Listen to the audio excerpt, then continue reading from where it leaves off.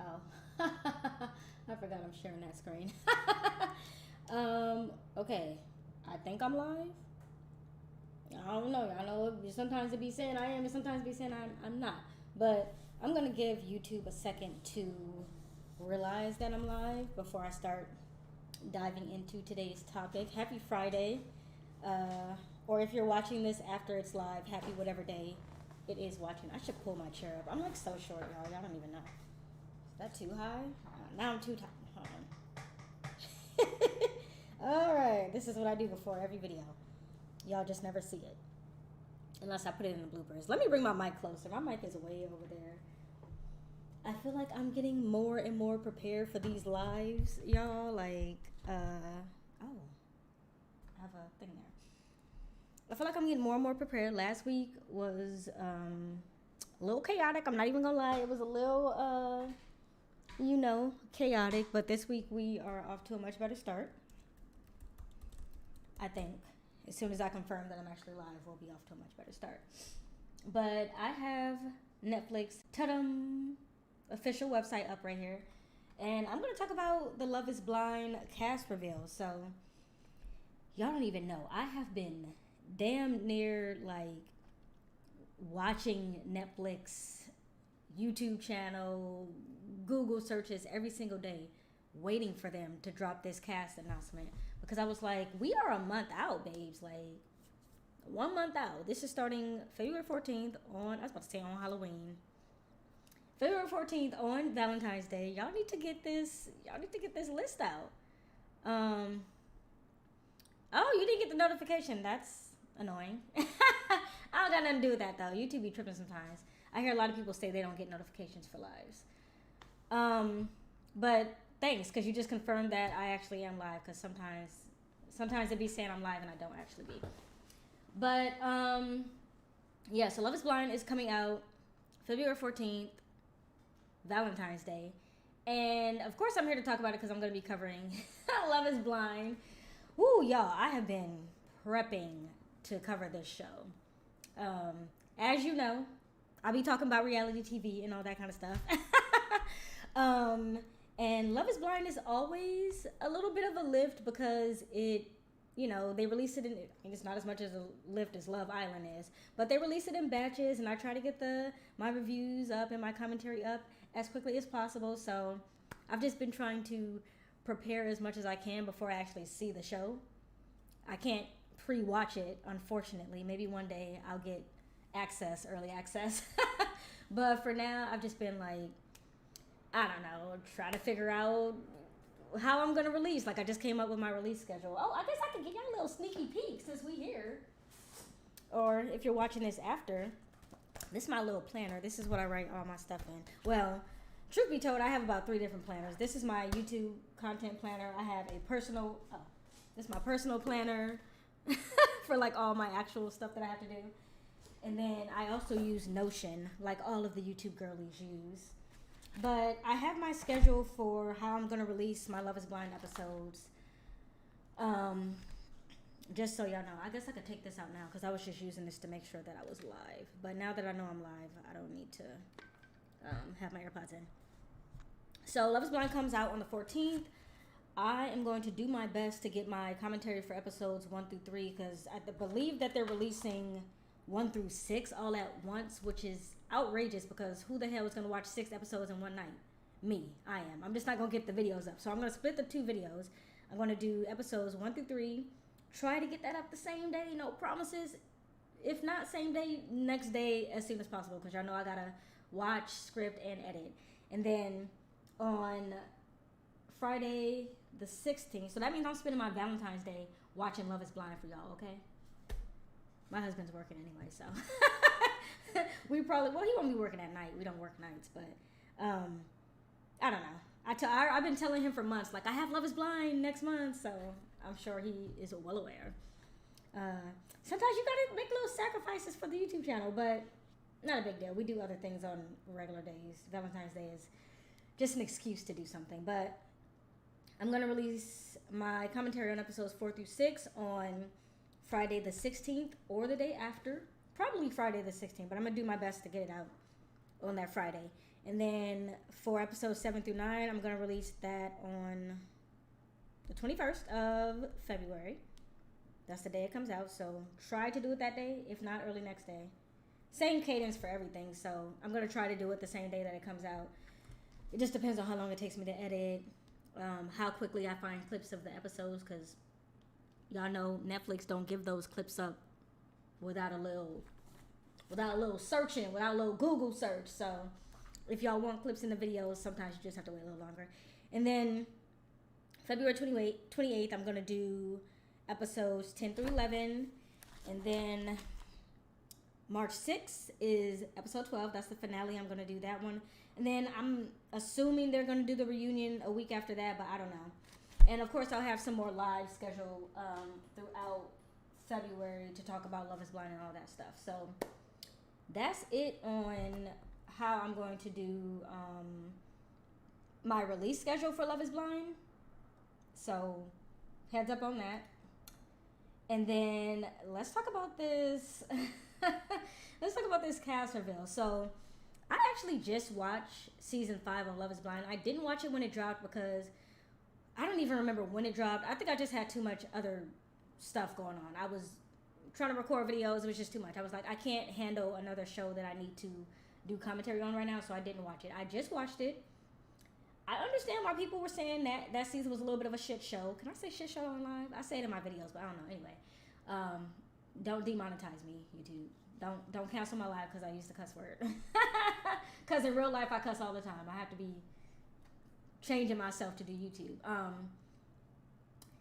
I just watched season 5. I understand why it was a shit show. It was...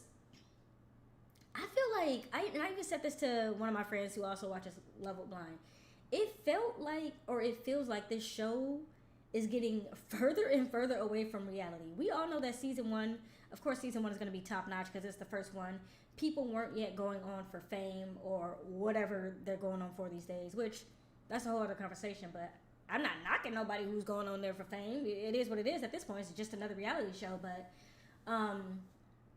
it just felt like the mix in season 5 wasn't...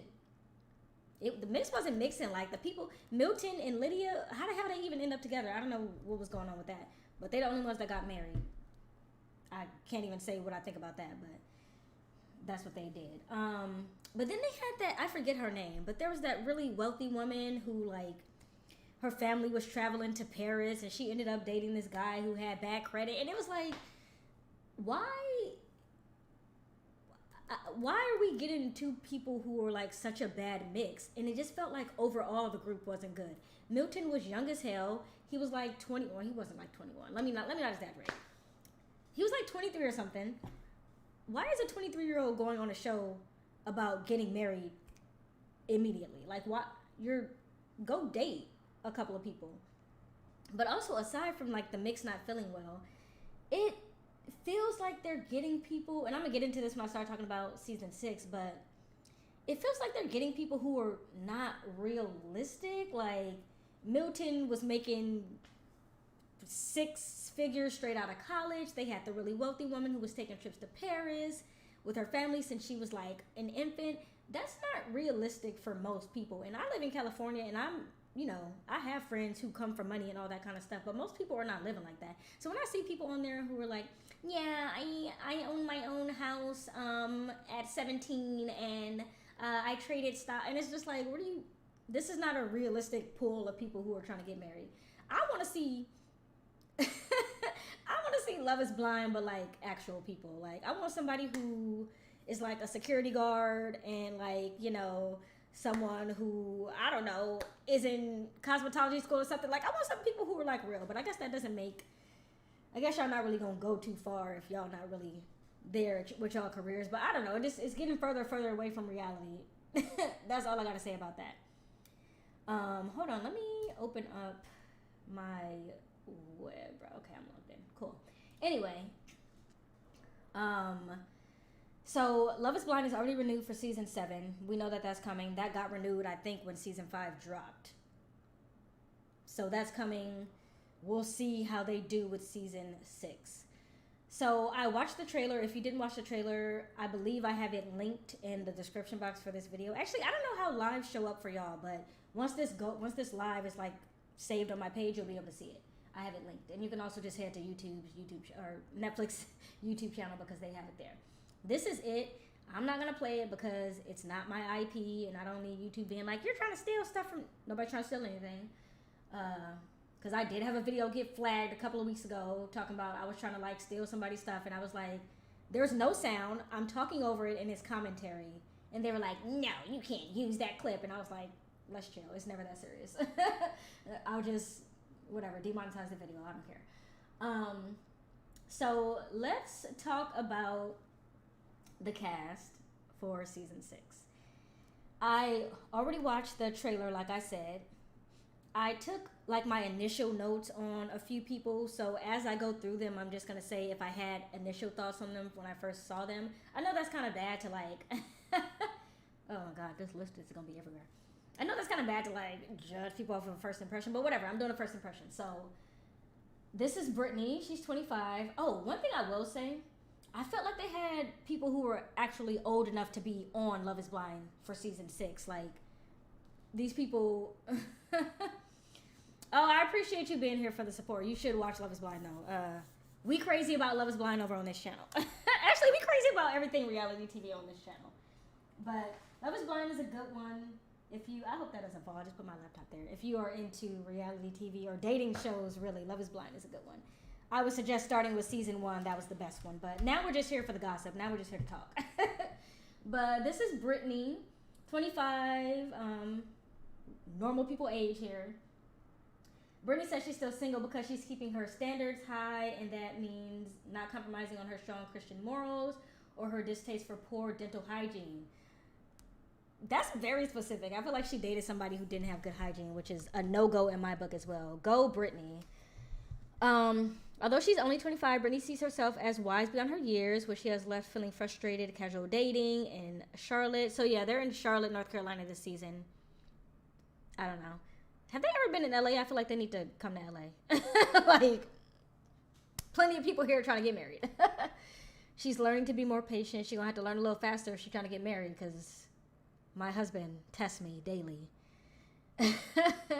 And we coming up on 7 years, and I still get tested daily by him trying to test my patience. Looking for someone who is strong and able to provide her with peace in a partner, she says. Life is tough, but being able to roll with the punches and continue to grow together is what I'm looking for. I didn't have any initial thoughts on Brittany. She's cute. I hate this outfit, but, you know, I usually try not to talk about people's outfits. But I am going to talk about a couple of outfits this time, because I feel like whoever the stylist was for this intro to the cast was not styling properly, but that's neither here nor there. Alejandra, she's very pretty. She was crying. I know I said a note about her. Yeah, she was crying in the intro video. I feel like she's gonna cry a lot in the pod. She seems very emotional, and I'm not saying that in a negative way. Emotions are great, but I feel like somebody's gonna be like, I really like you, and she's gonna be like, oh my god, like, amazing. But that's just me. She's 28. Y'all know Love is Blind got called out for, this was like a few seasons back. I mean, this is season 6 now. This is probably like season 4 or something.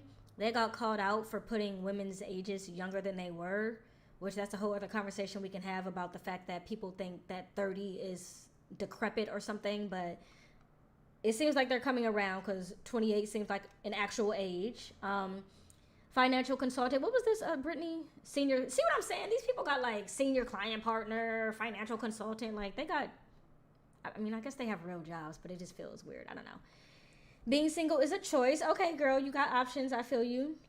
Who wants to settle when it comes to finding true love? Don't ever settle. Settling is for the birds. I'm not going to say there's somebody out there who can give you everything you want, but there's somebody out there who is willing to try to give you everything you want, and that's the person that you should be with. As a self-described alpha woman. Okay. That's interesting, because she cried, but I don't know. Maybe that's not a PC thing to say. I don't know. See, when I'm on live, I can't filter the things I say as much. So I'm like, I don't know. I guess alpha women cry, but I think they have a stigma of not crying. So that's why I said that. But her ideal guy is very strong, confident, natural-born leader. Me too, girl. But he also must be emotionally intelligent, very important, able to effectively communicate. Alejandra admits that she'll snap if a guy doesn't close the toilet after flushing. See, I don't have that problem. Me and my husband have our own bathrooms. Not that he wasn't a toilet flusher, but for me, it was like a counter space thing. So, yeah, we are married, but we have our own bathrooms, and it saves the marriage, let me tell you.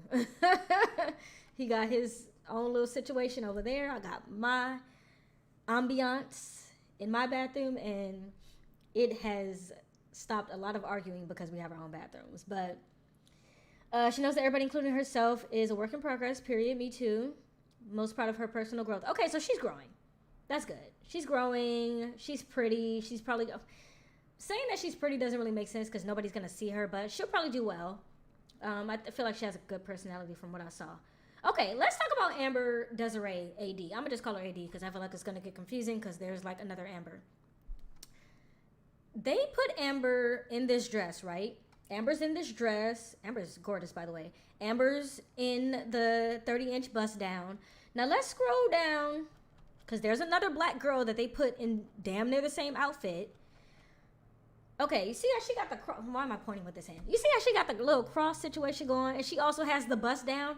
When they put them in the trailer, I was like, why would they put two black women who could, you know, both be mistaken for similar hair, similar dresses?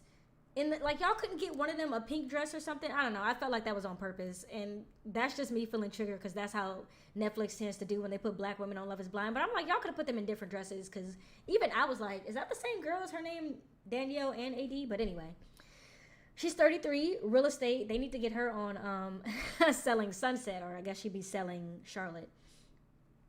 Asking really surface level questions about her physical appearance in the pods and is an automatic turnoff. I feel that.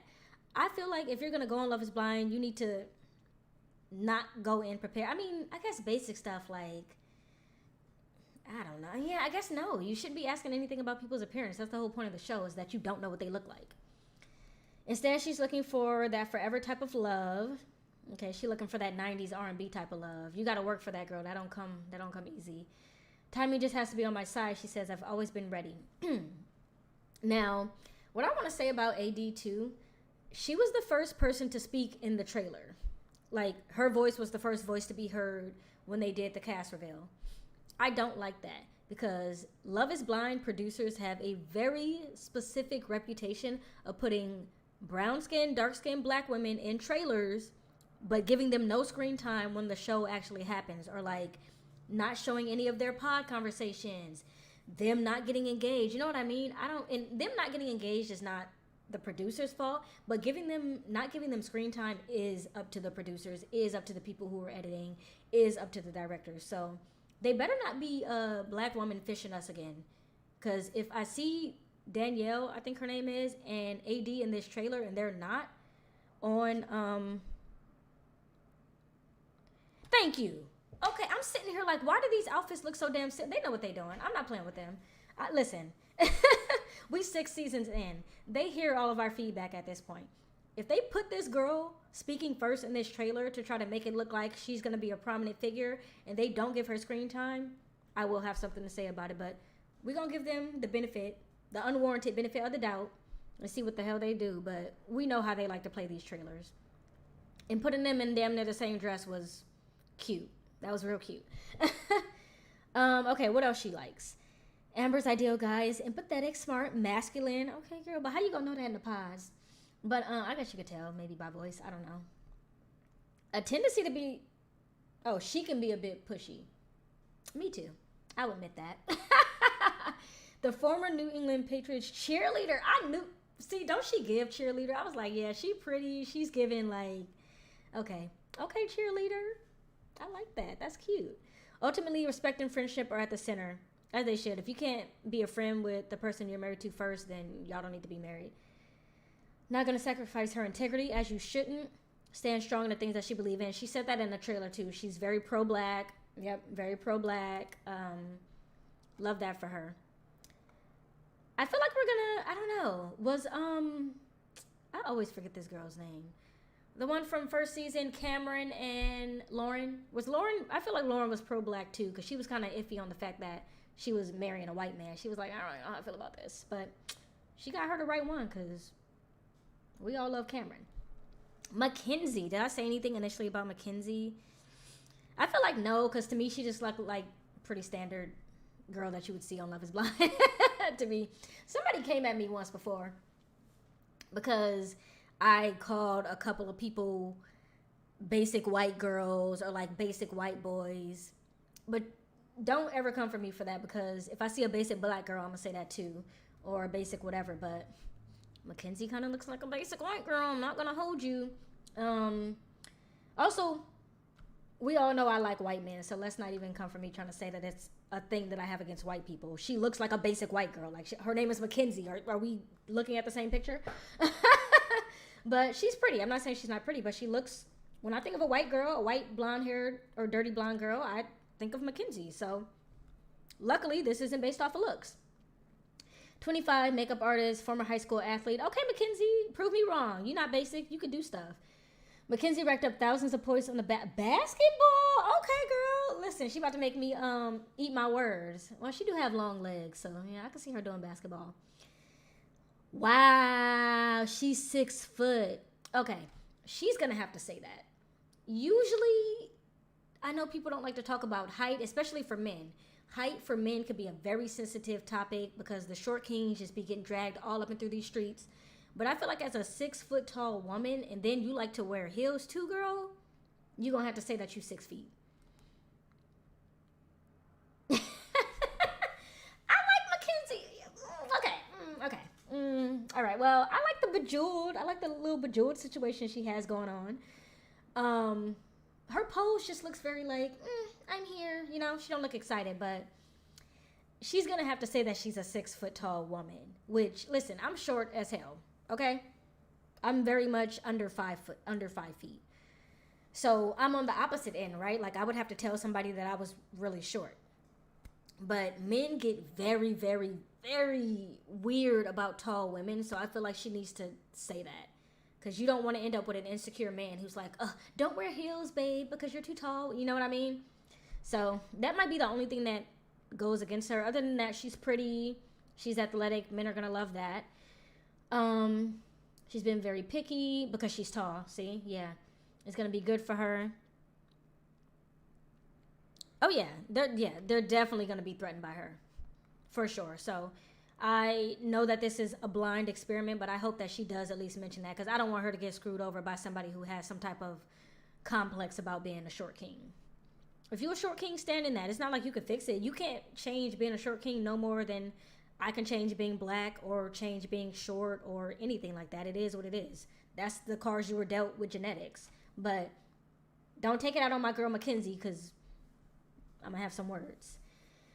The hookup heavy scene. Oh, hookups are heavy in Charlotte? Why do I feel like Charlotte is such a homie, like, we're going to raise a family in Charlotte? I don't know anything about Charlotte. I've never been there. Most of the guys she's met IRL or swiped past on dating sites just aren't ready to take the next step. That's fair. At 25, I can see that you're starting to think about marriage.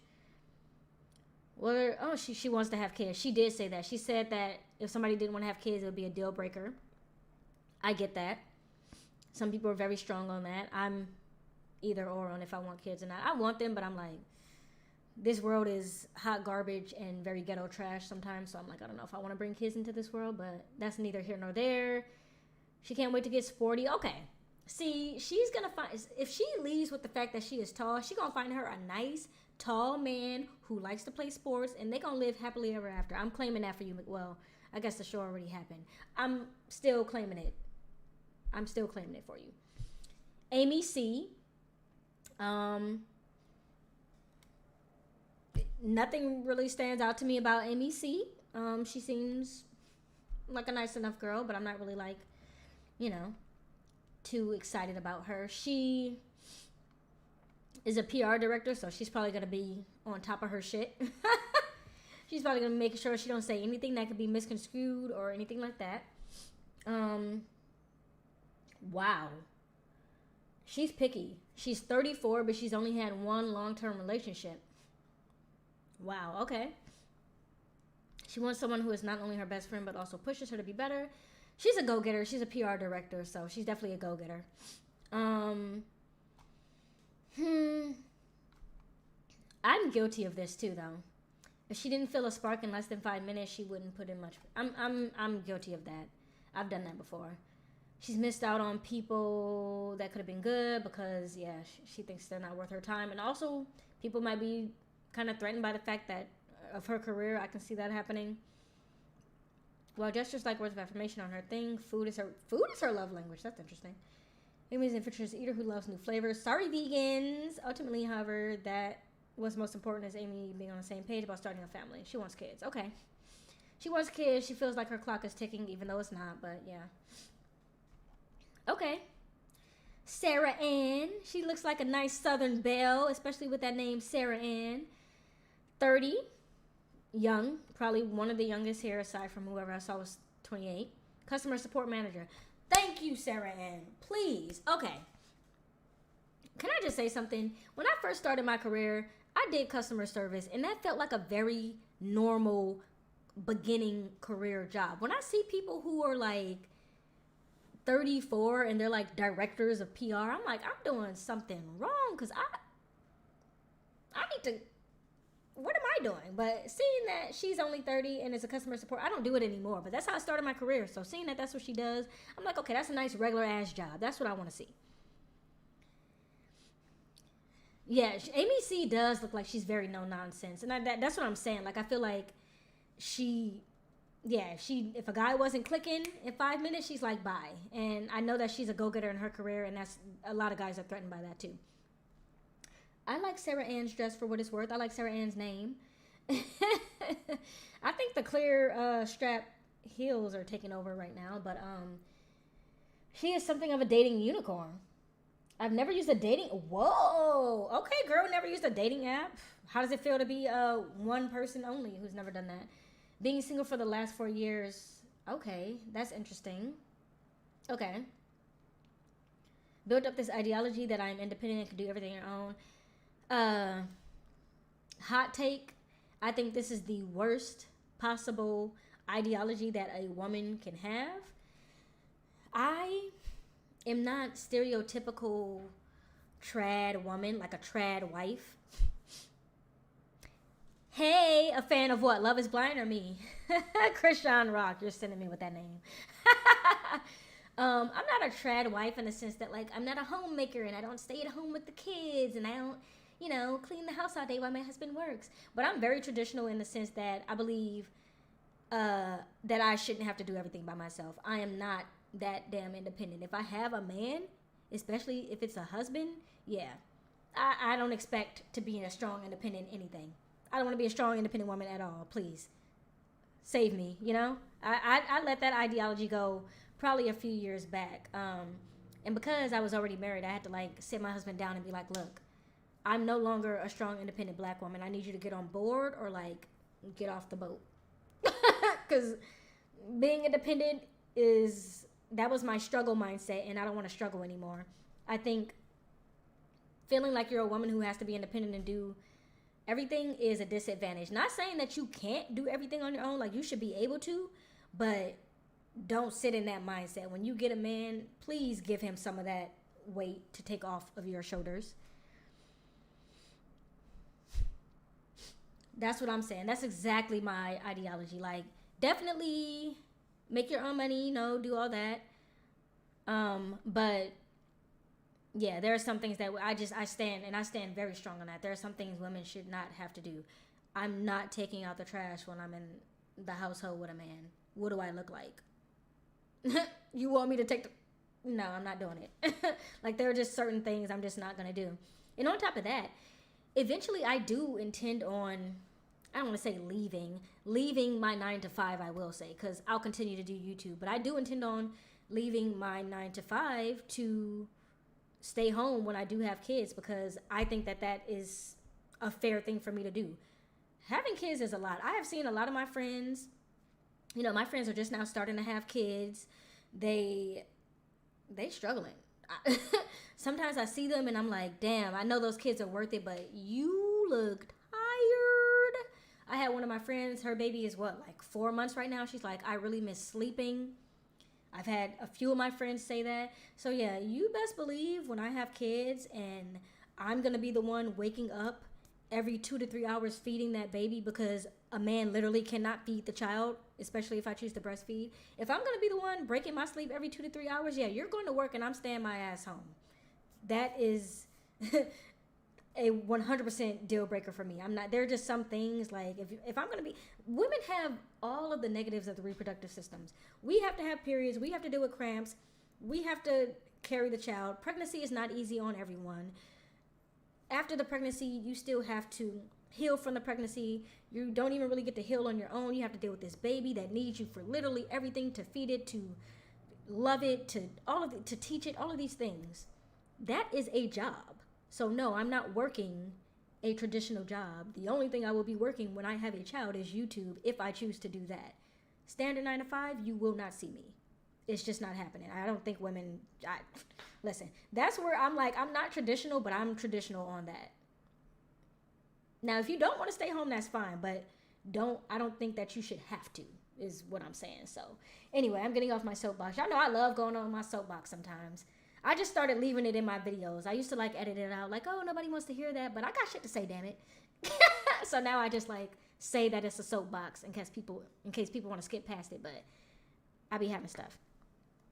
Oh, this is definitely going to be a video. Thank you for stopping by. I usually save all of my lives unless something goes terribly wrong, like a glitch or something. But it'll be a video. You can watch it later. Thank you. Appreciate you stopping by. And I'll be covering Love is Blind starting when it starts next month. What? Yeah, see, that's the thing, though. It's like, and I get that. I get wanting to, like, always do something. I have ADHD. My mind is constantly like, what can I do next? What can I do next? What can I do now? But I've already made it very clear to my husband. The moment we find out I'm pregnant, I'm sad. Like, I'm not, are you kidding me? No. And, you know, like, we are both very early in our careers, but I'm taking steps to make sure that I'm where I need to be as far as, like, getting us a savings. He's taking the steps in his career to make sure that he is making enough money so that I can stay home. It is possible so long as you have a partner who is supporting you. But then again, I mean, when I think about the fact that my mom worked while pregnant with me, worked while pregnant with my little sister, it was just different. Like, we are much more aware as a society now that, like, mental health is a thing. Postpartum is a thing. I don't even remember hearing the word postpartum actively until a few years ago. And maybe that's because I've just started being around people who have children, but postpartum depression was not talked about. The healing process of what you have to go through to heal after having a child was not talked about. Nobody was talking about this stuff, and I feel like that was part of the reason that men were like, oh, you're back up, you're doing the work. Like, no, like, this is hard work. Carrying around a human being is hard work. I'm tired. I have to pee every 5 minutes. Like, this is not easy. And I think because women, you know, people love to say, well, women have been doing it for so many years. Yeah. Women have been giving birth and, you know, tending to the house for so many years. And the women who were doing that were also staying their ass home because their husbands were building the house. Their husbands were bringing in the money. Those women were not also working. That's why when, you know, YouTube is full of a lot of men. I don't want to start getting on another, damn it, I do want to get on another soapbox. There are a lot of men who run rampant on YouTube, and I know because I've encountered them personally with some of the content that I used to post before I started doing entertainment. There are a lot of, I think they're called like the red pill community, who are like, I want my woman to cook and clean, and yeah, she better have a job too. What do you mean? I want a traditional woman. Okay, if you want a traditional woman, you need to be a traditional man, because do you know that a traditional man was building the house that they lived in?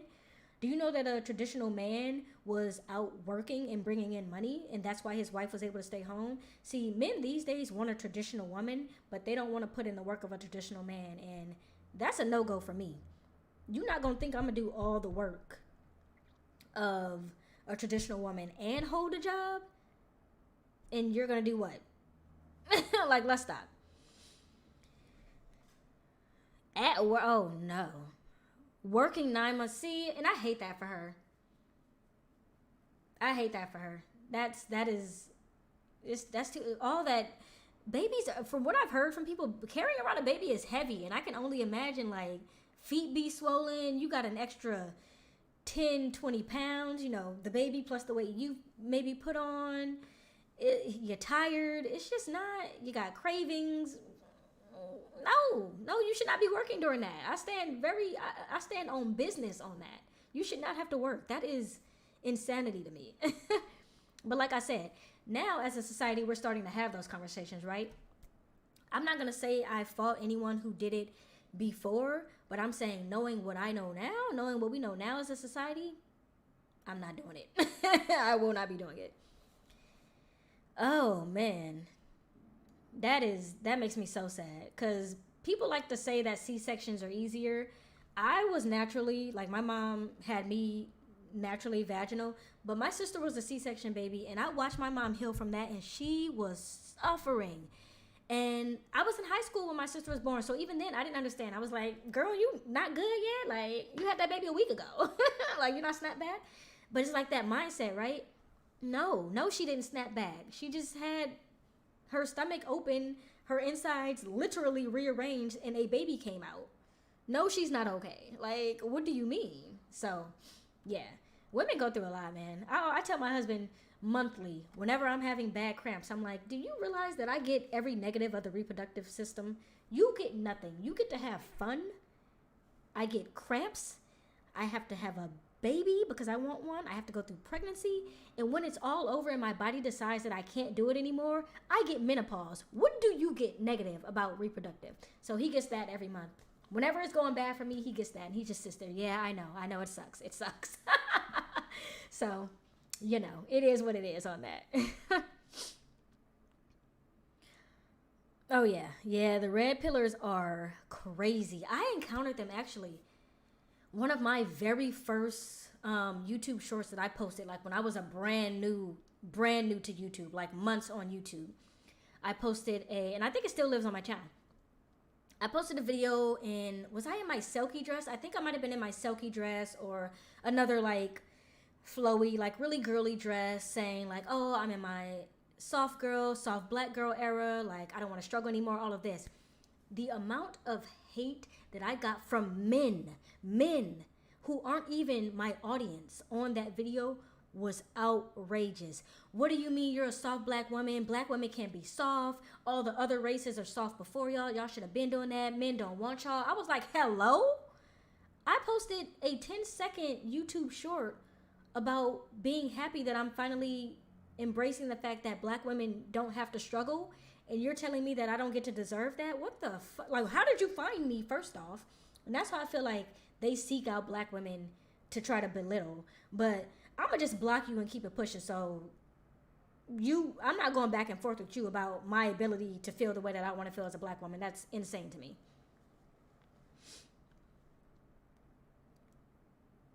Yeah, some of these men, yeah, some of these men just don't even deserve. I had to learn to stop going back and forth with some of these people because you don't even deserve my energy. It's clear that you're an incel. I just found out what that meant, by the way.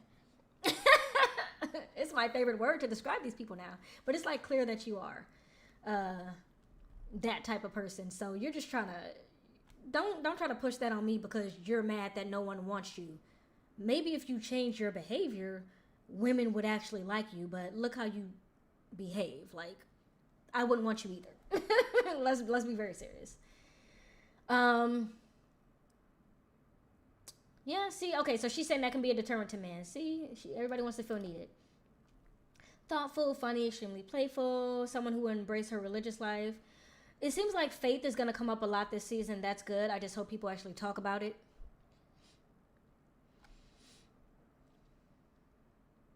Oh my God, that's me. You know what's really funny? I can't decide on, and I know I don't have to. TikTok try to make you feel like you have to, but my aesthetic at any given time is any given thing. Like, sometimes I want to be like this. Like, I guess this would be considered modest, cozy, bows in the hair. Like, this is very much me on any given day.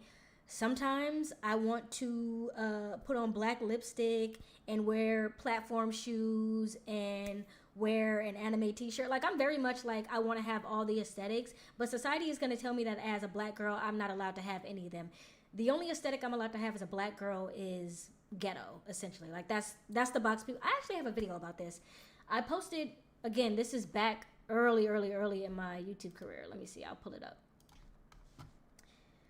Let me put it on here first so I can just go straight to my channel. Hold on, because a video might play. Oh no, it's not gonna play because I'm on live. Oh, that's good. I didn't know it did that. So early, oh hey, it's me. early back when I was first doing like other types of commentary, social commentary. I did a brief history on the narrative of the strong black woman. I don't really do social commentary like this anymore, but maybe I'll start again. But I did a brief history on, the narrative of the strong black woman. Video quality is terrible. Audio is not that great either because it was, like I said, this is, a long time ago, 11 months ago. So, but it's still good enough to watch. And I talked about all of this, about how black women aren't allowed to, fit in any of these boxes. They're only allowed to fit in one box. And I have actively, pretty much since I started this YouTube channel and a little bit before, pretty much since I researched for this video, have been actively trying not to fit in that box and feeling like I can't dress the way I want to dress or like wear the things I want to wear. And it's been going really well. Like I've stepped out of my comfort zone a lot last year, intend to do it more this year. And because I hate that for most of my life I felt like I could only be one stereotype of a black girl. It sucks. And I haven't really talked about this on my YouTube channel, but maybe I'll do another commentary style video on this. I used to go by my middle name in corporate America because I was like, oh, my name's too black. Like, nobody's going to accept me if my name's black. You know what I mean? And it legitimately caused me to have, like, an identity crisis because I was pretending to be, I have a very white-sounding middle name. So it was causing me to, like, put on this persona of this white-sounding, middle name when I was at work. And it really started to, like, mess with my mind because I was like, I'm a completely different person at work. And like, I'm not even saying as far as behave a certain way at work versus how you would behave with your friends. Like I was literally a completely different person because my personality was being tied to this white passing name. And it really fucked me up. So I had to I completely stopped doing that. I started going by my actual first name, which I love. And it was I had a whole identity crisis that I'm still trying to pull myself out of. But that's a video for another day, girl. That's a video for another day. Hey, Sarah. What's going on? What you up to? I enjoyed making that video thoroughly. Maybe I'll do a little update-a-roni for this Black History Month. But wear whatever you want to wear, okay? You want to be kawaii? Go for it. I'm sending you all the vibes to feel empowered to do that. Listen, trust me. I had to deal with that whole we can't like other aesthetics literally all my life because I am a black girl who grew up and still does listen to very hardcore metal music. And I just felt like I could never say it. Like, people always want to say, oh, black people like listen to rap, listen to R&B. Okay, I like rap and R&B, but I also like literal metal music. I also like dubstep. I also like house music. I like to rave. I used to be a pretty hardcore raver back in my day. You know what I mean? Like, I like a lot of things. And telling me that I'm not allowed to because I'm black is insanity to me. So I no longer subscribe to that mindset. And you shouldn't either. No, fuck that. Post the pictures. Post the damn pictures. People are gonna like it. Whoever doesn't, they're just being haters, legitimately. I'm not even saying that to say, like, people are just haters. Like, people are actually just haters. And they only want black women to, like I said, fit into a box. Which no other race has to do that, so why do we? Nah, I don't support that. Hey, Krishan Rock. Do you have an actual name? I feel so weird calling you that. But yeah. I'm very passionate about the topic. So I try not to go off on a tangent because I feel like nobody wants to hear it. But damn it, maybe I should. Maybe I'll... February is approaching though. And I don't have it planned. And I feel like this is something I would really have to plan for. Maybe I won't do it for Black History Month, but I'll start working on it. I'm not going to say it's even going to drop this year, but I'll start gathering some stuff together to do a more social type of commentary on this topic.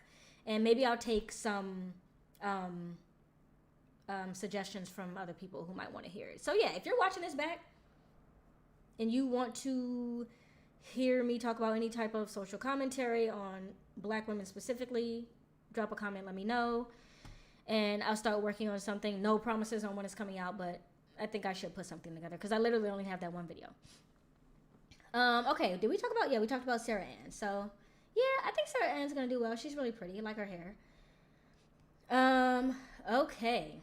Danette. I don't think I had any initial thoughts on Danette either.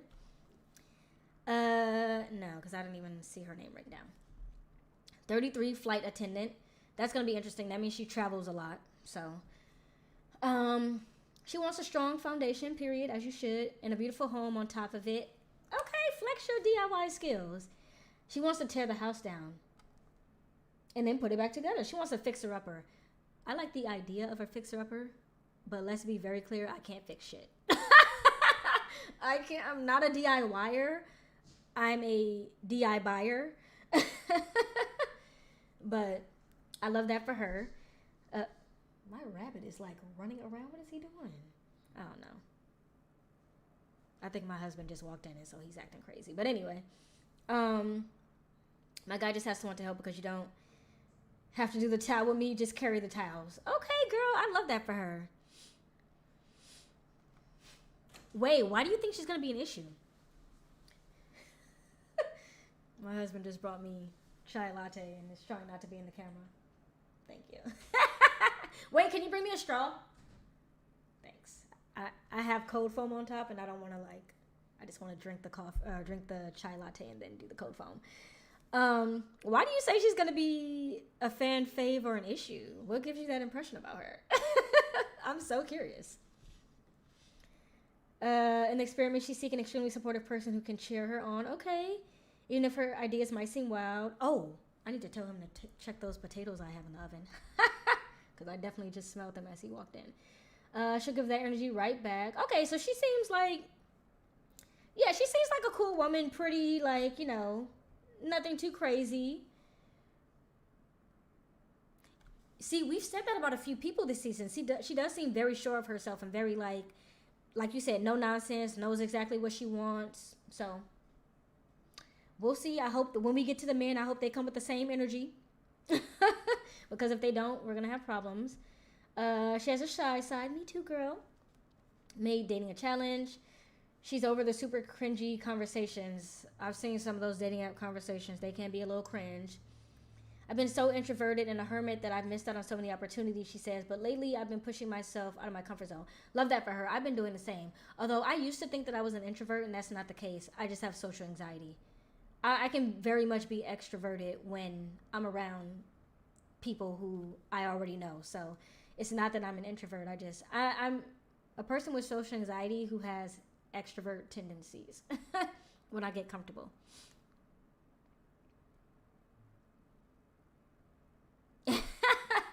Yeah, she said she gonna listen. She said she gonna be the one to build the house. She gonna be the one to build the house. Love that for her. Okay, Sunny, I like you in this highlighter green. I like the name Sunny. I think the potatoes might, can you just poke them with a fork? They're done? Well, you need to poke them, yeah. Well, it's soft but crunchy. And make sure they don't burn, because sweet potatoes burn really easily. The wings are in the refrigerator. I cooked them earlier. The wings, the celery that I chopped, the ranch dressing that I made is all sitting together on the left side top of the fridge. And just throw it in the oven? Well, you can throw it in the oven or throw it in the microwave, whatever, but the fries are fresh. Oh, and I made some, I made ranch for the wings, and I made some sriracha ketchup for the fries, so. All right, cool, lit. Oh, bye. Anyway, I cooked earlier because I was like, I have a live tonight. I can't cook later. Girl, don't say at 33 you should be sure of yourself. I'm still trying to figure it out. But I still have time, I guess. But I'm still trying to figure it out. Don't say that. But yeah, people might not like that. But listen, the way that I see it, if a man is coming on here saying that he's ready for marriage, then he needs to be ready for marriage. Okay, main character energy. I'm trying to tap into my main character energy this year too. So love that for her. She wants to be more of a lead versus a... Girl, you better come on, a lead in your story. That's so me. That's so me. I'm trying to become main character too. And not in like an annoying way, but in a like confident way. She hasn't always given up her love to the right people. We can all say that, girl. Not everybody has the same heart, yes, and that was a really tough lesson. She can't wait to be a supportive and find a loving and supportive man who is ready to start a family. It seems like every woman here so far is ready to start a family, so I hope these men are on board and come prepared for that. And I don't just mean, yeah, I want to have a kid. I mean financially ready and all that kind of stuff. Because I feel like if you meet someone out in the wild and y'all have, you know, a traditional relationship and y'all grow together, it's different to say that we worked up to that stuff. But if you're coming on a show where you know the end goal is to already walk away married or engaged, then you need to be coming prepared. Confident she'll be able to spot a romance in a pause. Okay. She's intuitive. I hope so, girl. Oh. A small lie is a deal breaker. Well, I hope these men don't come lying. Next chapter, it'd be a beautiful thing to just share life with somebody who never makes you question. Okay. Yeah, okay, yeah. Sarah has literally only dated one person ever. So I don't really know if we taking your advice on dating, Sarah. No shade. But you are married to your only boyfriend with 2 kids. Like, you wasn't out here in the trenches with us, girl. Yeah, I think that's perfectly fine. I have tried to let go of a lot of the where you should be because, like I said, for me personally, I'm undoing a lot of years of, I can say trauma, but to go even deeper, years of being someone who was so shy, but not really shy. I had social anxiety, so I spent a lot of my time like to myself, not really exploring, and then I had a lot of traumatic events happen in a very significant point or a significant age in my life, like probably around like 12, you know, my great grandmother died and like some other things happened, and it was things that I realized I never really dealt with because they happened back to back to back. I just never healed from them. And when really traumatic things happen all at once or happen really young, you kind of like fold into yourself and become more reserved. So a lot of the years when my peers were like, we're dating, we're finding ourselves, we're experimenting, I was doing none of that because I was just trying to heal myself internally. You know, I was just coping. And I spent so many years, I mean, into my early 20s trying to undo that, and I'm still trying to undo it. So I know that I have progressed a lot slower than a lot of people, but it's really not my fault. Like, I just had so much shit happen in my life that I didn't have the opportunity to learn all the stuff that I felt like my peers were learning at their age, or at the age I should have been. So I've come to terms with that, and I don't harp on it anymore. I'm just trying to do the work now. Yeah, I do think, you know, somewhat sure of what you want in a partner, though. Mm-hmm.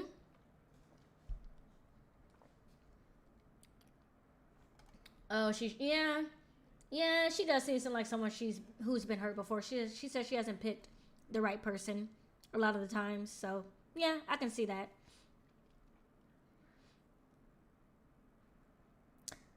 Really, why do I feel like Kai was your first boyfriend? I don't know. I felt like he was like your first everything. That's what I felt like. Oh, thank you. I'm still working on it, girl. You know, it's a struggle sometimes, but I'm doing my best. I'm doing my best to come into my own person and figure out who the hell I'm supposed to be. But it is a lot of work, though. That's the thing. You have to admit it to yourself first, and then you have to do the work. It doesn't come easy. She's confident she'll be able to spot him. Okay, yeah. She said she doesn't like liars. Sunni hopes that the right guy will be a part of her next chapter and that they can travel around the world and take hip-hop dance classes. Okay, so she dances, but she's a business analyst. Okay, girl, I see you. Oh, Laura. I remember Laura. I definitely had a first impression of Laura. Oh, no. Am I going to have hiccups? No, they went away. Okay. I felt them coming on. Maybe I'm drinking this chai too fast. My first impression of Laura, she ain't here to play no games. Okay? So whoever comes trying to talk to her better come correct. She has on strappy heels. Those are not for the weak. So those are not for the weak. So I know she ain't come to play no games. Oh yeah, don't listen. Do not rush it. These streets are from what I hear from my friends in the dating pool is full of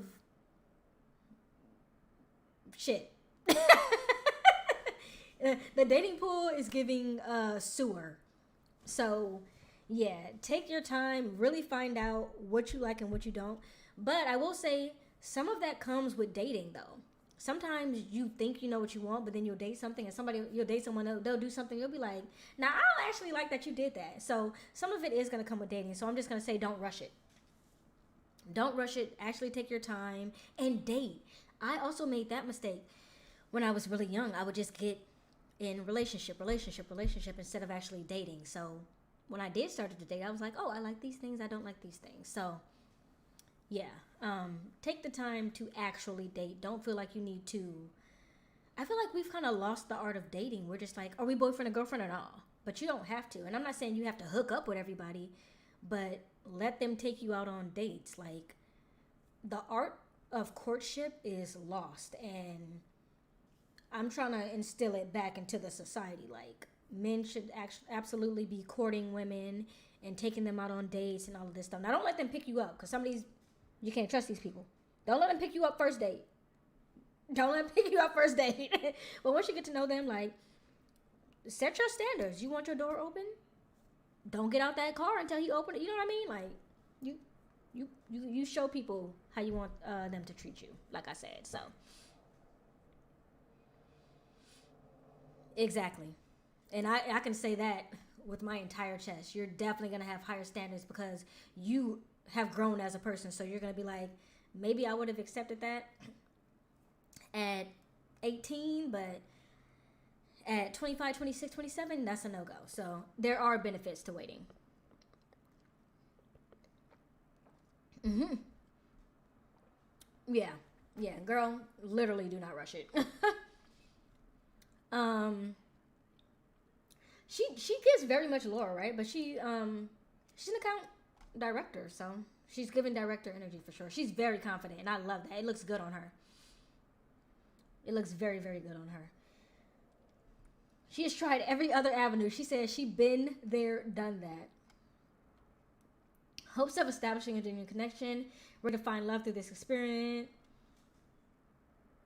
Okay, see, so she acknowledges her flaws. She says she's puts people in a box, and with long-term relationships under her belt. Okay, Laura knows what she wants. See, she's dated around. She's dated people. She knows what she wants and what she doesn't.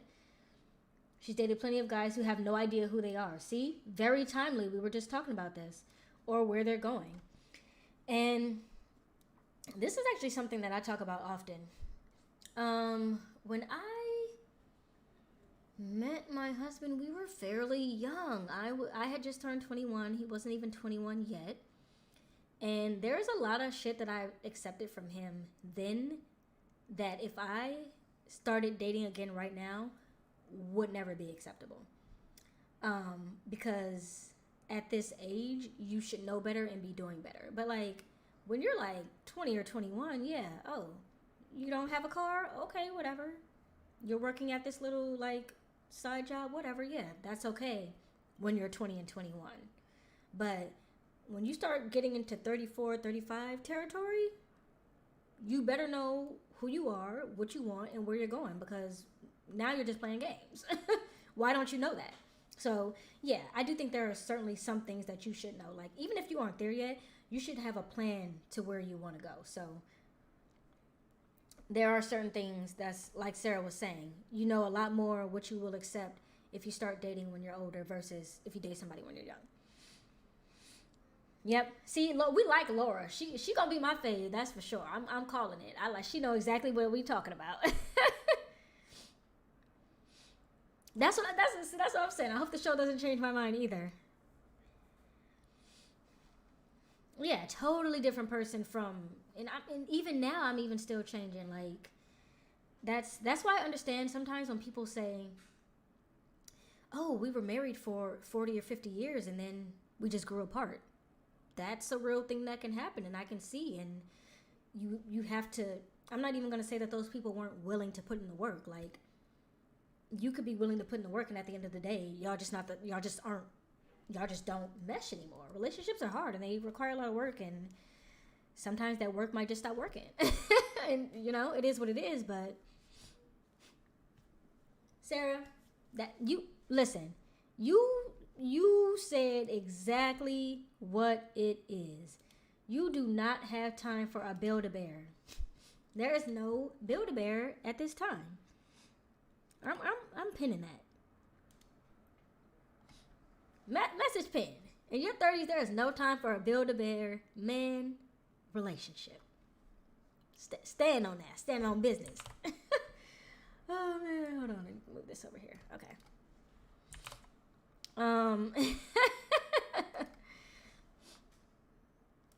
Okay. Let's get back to our girl.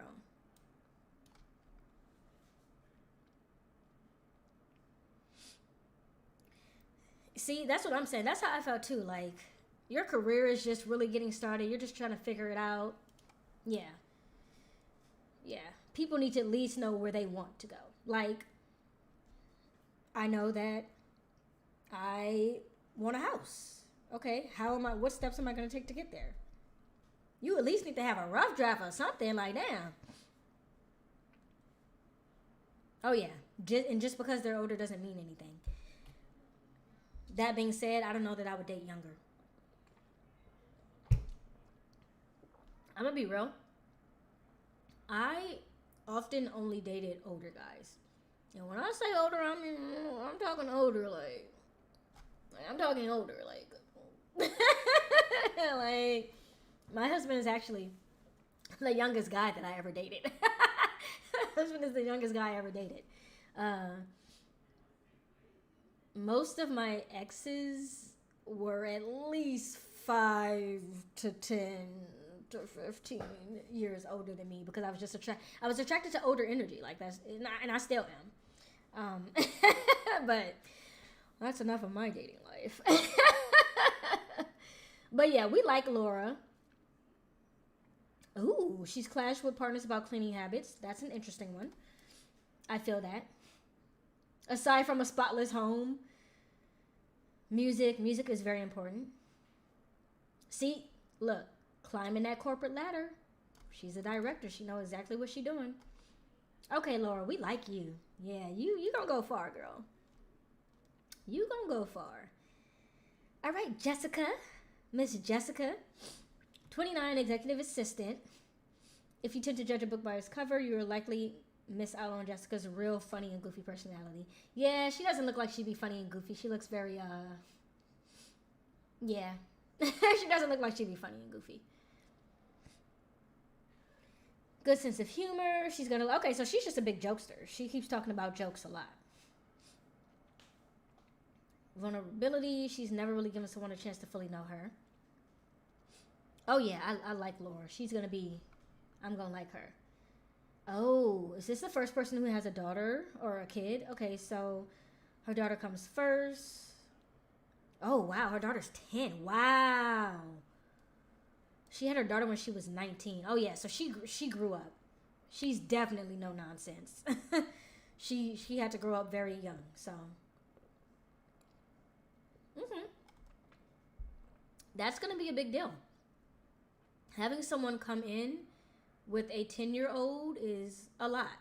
Because a 10-year-old is already, like, starting to be who, finding themselves and all that kind of stuff. So that'll be interesting. Danielle.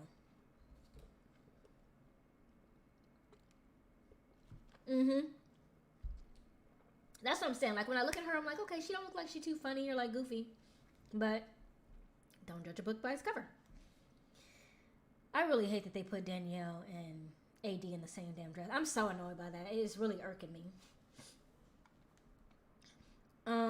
She's 30. Corporate comms. What's corporate comms? I don't know what that is. But bring masculine energy and emotional maturity to a conversation, period. And Danielle will immediately take notice. Most guys she meets these days seem intimidated rather than motivated. Okay. Like I said, there are a lot of women this season who are in their corporate bag. I can't wait to get to these men so we can see, because I watched the trailer, but I was just kind of taking like initial notes. I didn't really get into like what people are doing for a living or anything like that. But a lot of these women seem like they are in their corporate bag. These men, they got some go-getters this season. She's looking for a manly man who can keep up in addition to making her career. In addition to her marketing career. Danielle's also, she in the Army. Yeah, I know what corporate communications is, but what is it? Like, what does that job entail? It says marketing, so I don't know. Something like that.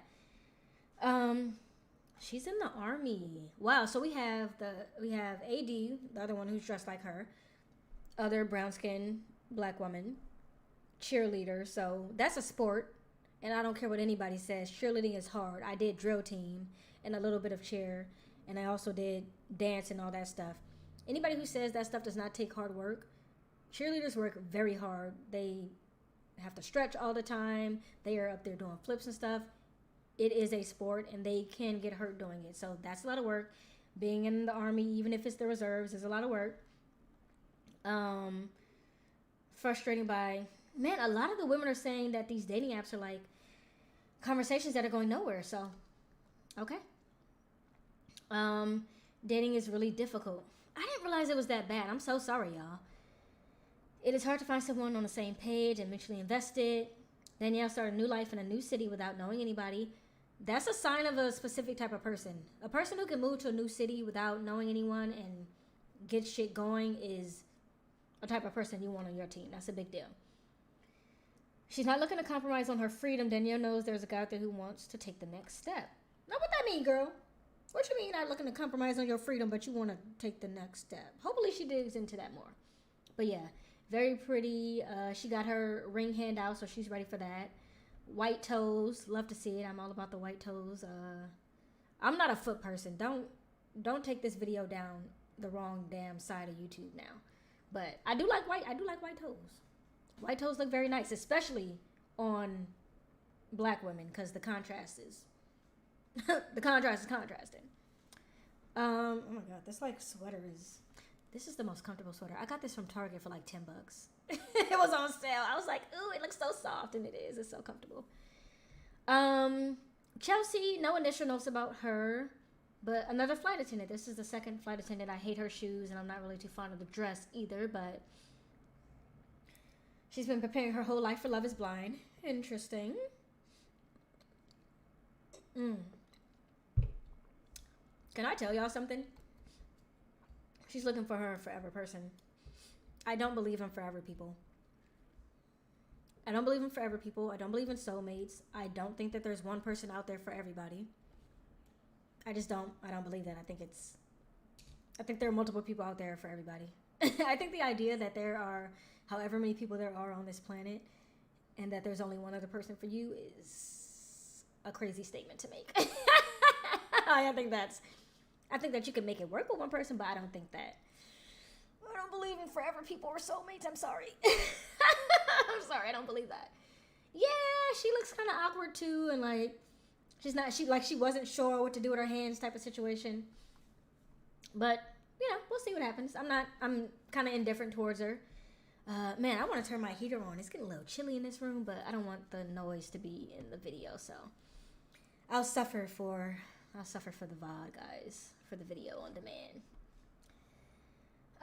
Travel, of course she likes to travel because she's the flight attendant.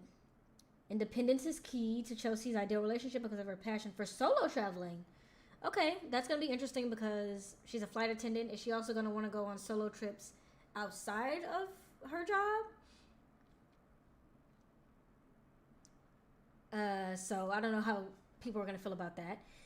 Still, she loved to have someone to tag along for a spot. She said, look, I want to do a solo trip, but you can come every once in a while, I guess. I guess.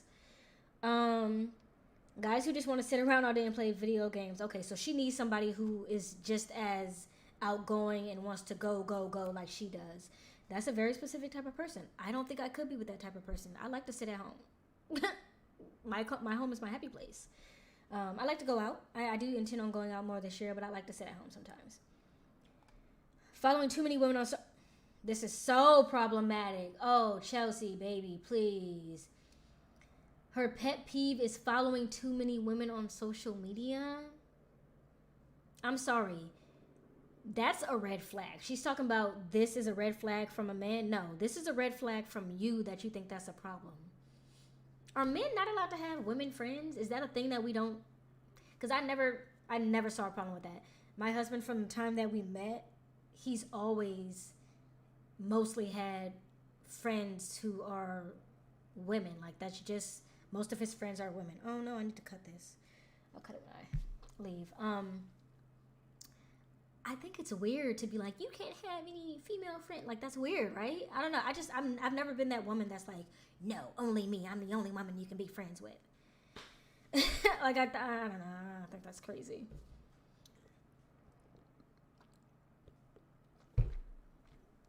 And that's exactly, Aura, hope I'm saying your name right. That's exactly my POV. Out of the 8 billion people, just one? Just one? Like, to me, I've always said, look, I could have a few hundred soulmates in every country on this planet. I don't know. I'm never going to meet them, but that doesn't mean they don't exist. Who knows if I don't have a soulmate in India somewhere? I don't know that. But to say that there's one, no, that's crazy. And just so we're clear, like, my husband also believes that. I'm not saying that while married and, like, my husband's going to watch this and be like, what the hell? Like, no, he also believes that. It's one person? No, that's crazy. Yeah, I'm like that too. I actually want to do more traveling this year. I really want to get a passport. I said I wanted to do it last year and it just kind of escaped me, but I've never been much of a traveler because I have a fear of flying. But my best friend actually lives in Amsterdam. She has always been a traveler. Like, all of our lives, she's always been like, you could catch her here, you could catch her there. You never know which continent she's going to be on from one day to the next.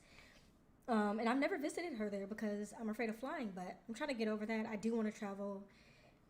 I want to see what else the world has to offer, so I do want to do more traveling. But yeah, sometimes I like to be in my bed or on my couch, phone out, laptop out, watching trashy TV or watching a bad movie and whatever.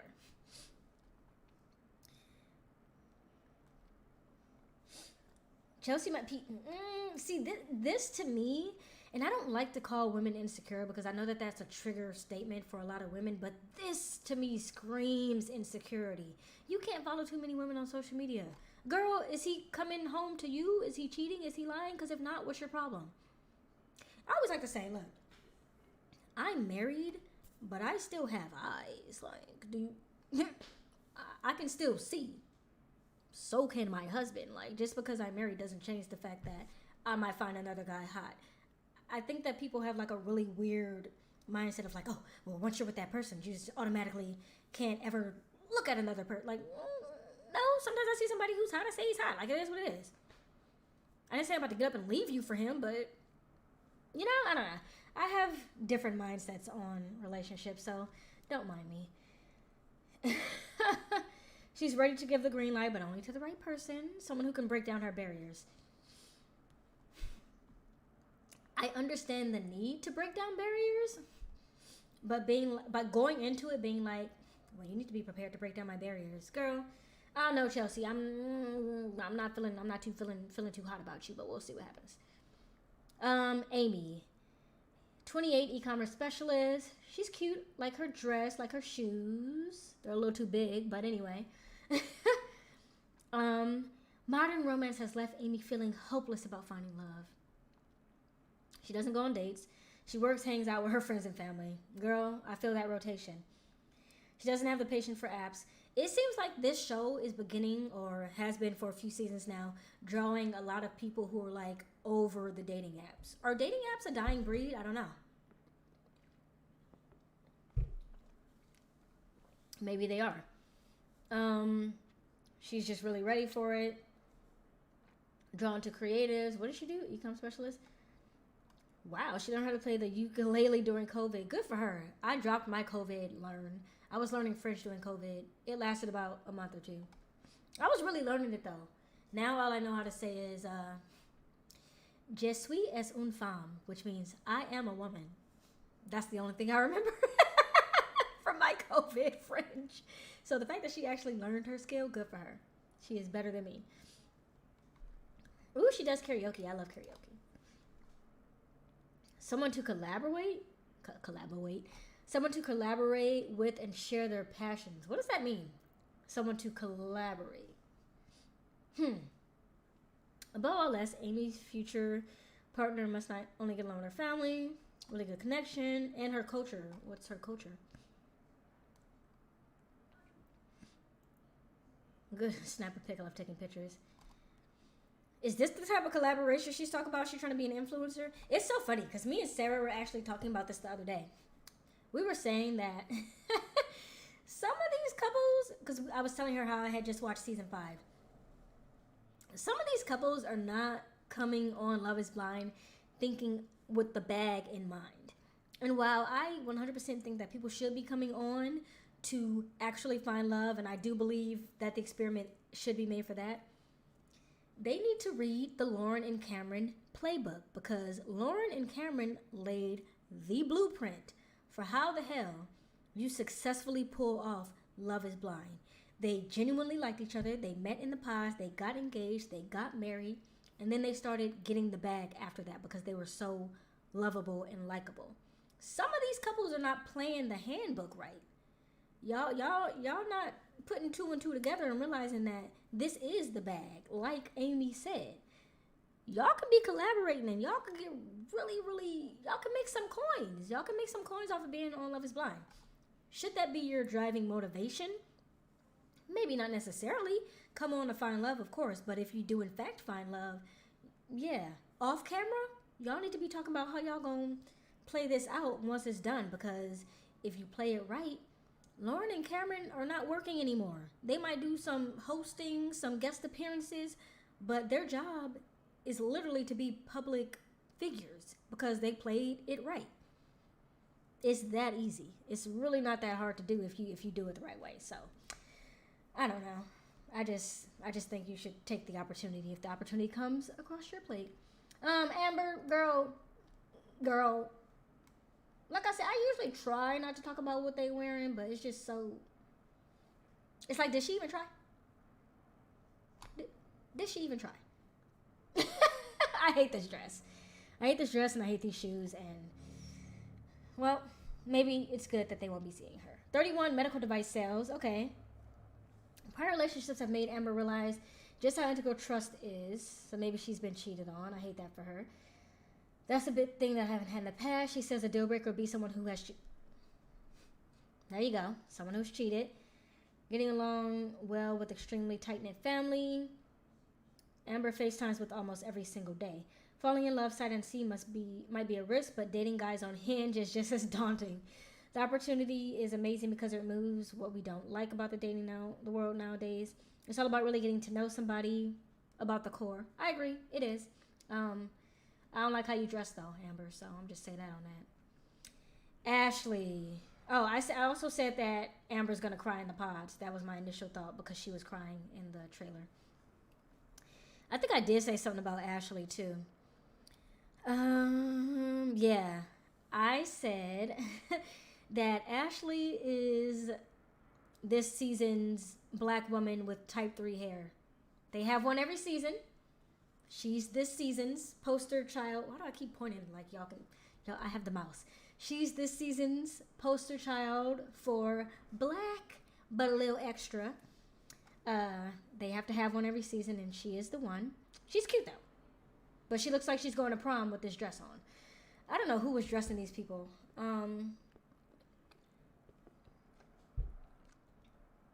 32 nurse practitioner. I don't know what a nurse practitioner does, but I do know that nurses work really hard because Sarah's a nurse, and I didn't even know anything about nurses before her. Ashley has a type, and it's the pretty boy player. Well, we know who she gonna end up with. There's a pretty boy somewhere down here. I think his name is Ariel. She can't see what he looks like, but if she could see, she probably would end up with Ariel because he's definitely the pretty boy.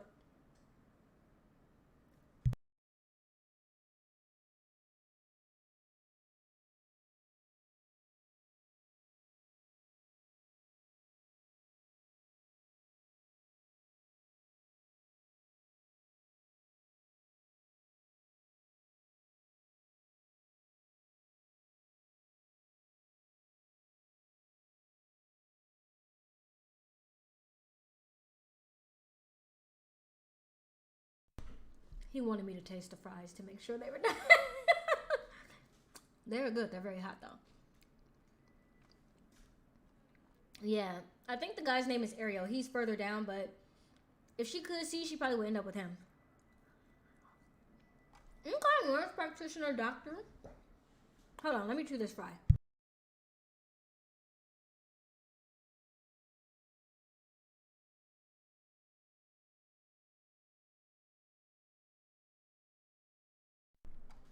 See, we have another woman here. They definitely went with a type this season. Guys have always felt like I'm too good for them because I'm goal oriented. That seems to be the trend with the women this season. Like, very go getter, like I said, in their corporate bags. So I hope these men can say the same.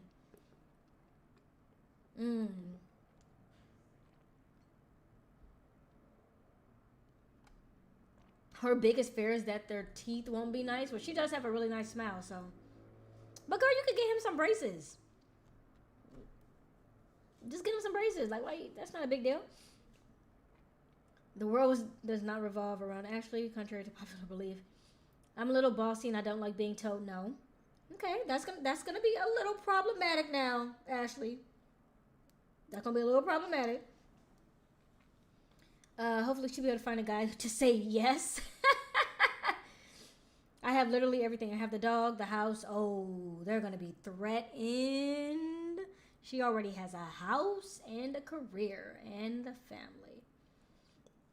Yeah, and she's beautiful. I hope whoever she gets with doesn't be threatened by her as well. Let's talk about the men. Matthew. No initial thoughts about him. I like when people wear brown shoes with blue suits. But anyway. 37. See, they went older with the men. Senior financial advisor. Matthew knows he's been emotionally guarded. You cannot be in the pods. You need to let all that down. Comes to past relationships. And that's why he's choosing to confront his issues head on. But is Love is Blind really the place for you to be confronting your issues? Or should you come here or have already confronted your issues? Like, this is not a place for you to be like, yeah, she does. Ashley likes problematic light-skinned dudes. And when we get to Ariel, you're going to see exactly who I'm talking about. Matter of fact, let's just scroll past, get to Ariel right now. Because I need y'all to see. That guy's funny. I have a lot to say about him. Ariel, where you at? Did they put you all the way at the bottom, sir? As soon as I saw him and as soon as Ashley said she likes the pretty boy playboys, I said, this is the man she would go for in the real world. This man right here. This is her type. That's her type. Sarah, I think I said that Matt was cute too. I don't remember if I took notes on him though. Or wait, that was Matthew. No, I don't think I said that Matthew was cute. He didn't really draw me, but there are some men in here that I was like, okay, cutie. That's the type of man that she would go with. When life presents you with an opportunity,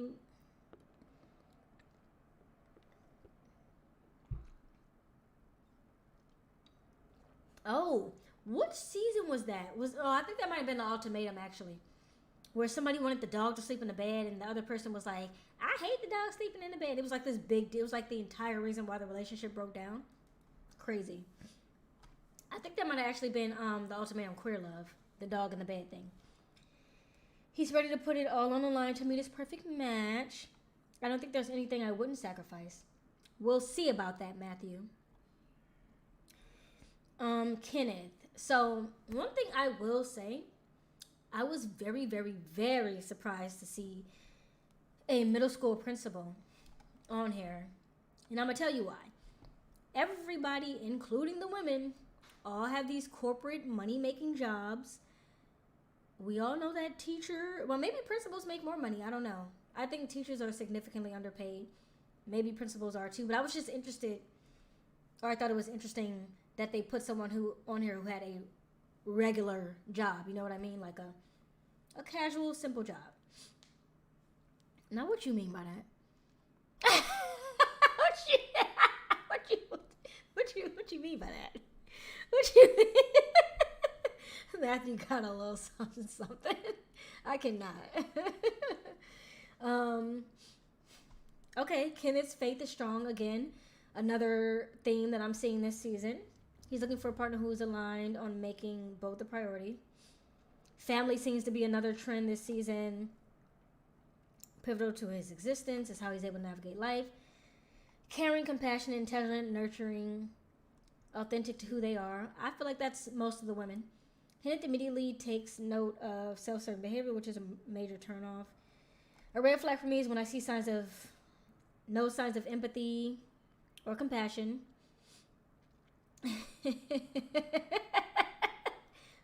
Sure you do. Sure you mean he's kind of cute. We'll see. Maybe when I see him and like he's talking, I don't think he's not attractive, Matthew, but I'm just like, he kind of looks like Superman. Like Superman, you know, when he puts his glasses on, he takes them off, you know? I don't know. Anyway, Kenneth, I know, wait, here's this. So I was going to say he doesn't have any social media. Maybe it's because he's a teacher. Does he have open social media? Hold on. I'm just curious only because he's a teacher. Kenneth, you ain't no damn principal, Kenneth. This man is not, this man is not no principal. Stop playing. You have a lot more swag than you do in this picture. In this picture, I'm like, this man is kind of a square. Not that that's a bad thing, but he's kind of square. Now, when I go to his damn Instagram, it's giving swag and, come on now. You should have wore something better, too. That's what I'm saying. I don't know who dressed them this season, but it's not showing personality at all. Damn, he really is a principal. We all in his business. Hold on. Look at him. Look at him on his principal shit. Look at him being a principal. That's cute. You love Clark Kent. See, that's what it is. What else you be doing? Oh, he got his kids out here, his school kids. Kelly Clarkson show. Now look at this. This man already been in the spotlight. See, that's what I'm saying. He coming. Kenneth, you know exactly what you're doing. You already have a history. And this is from 55 weeks ago. I'm going to go back and watch this later. I want to know what he was on the Kelly Clarkson show for. Maybe he's just a really good principal. Maybe. Is that Wendy Williams or is that Kelly? That's probably Kelly. Okay, Kenneth. You on your principal shit? Wow. And he's at a... Okay. Oh, that's why he's one of Charlotte's youngest principals. Okay, Kenneth, you in your bag. I see you. Well, he might be making a little bit more money than I thought, but okay, Kenneth, let's see what else you had to say. Okay, so he wants a caring woman. Yeah. He wants a woman who wants to give back. Okay, he wants someone who can love him for him. Once that's secure, we can build off of that foundation. Period. That's true, Kenneth. Okay, you know what? He is in his bag. I do love that for him. See, that's what I'm saying. This was not a good representation of who he is. Because when I went to his Instagram, I saw a whole nother side of him. That's the side they should have been showing. They need to let me do these damn cast introductions. Because what is this? This looks nothing like his Instagram. Immediately thought he was a lumberjack. But that's just because they put him in a plaid shirt and he looks like a lumberjack. I don't know why they dressed him this way. And then we have these colorful... What are we doing? I don't know. Okay, anyway. Austin. my first initial note was that he doesn't look serious, and he doesn't.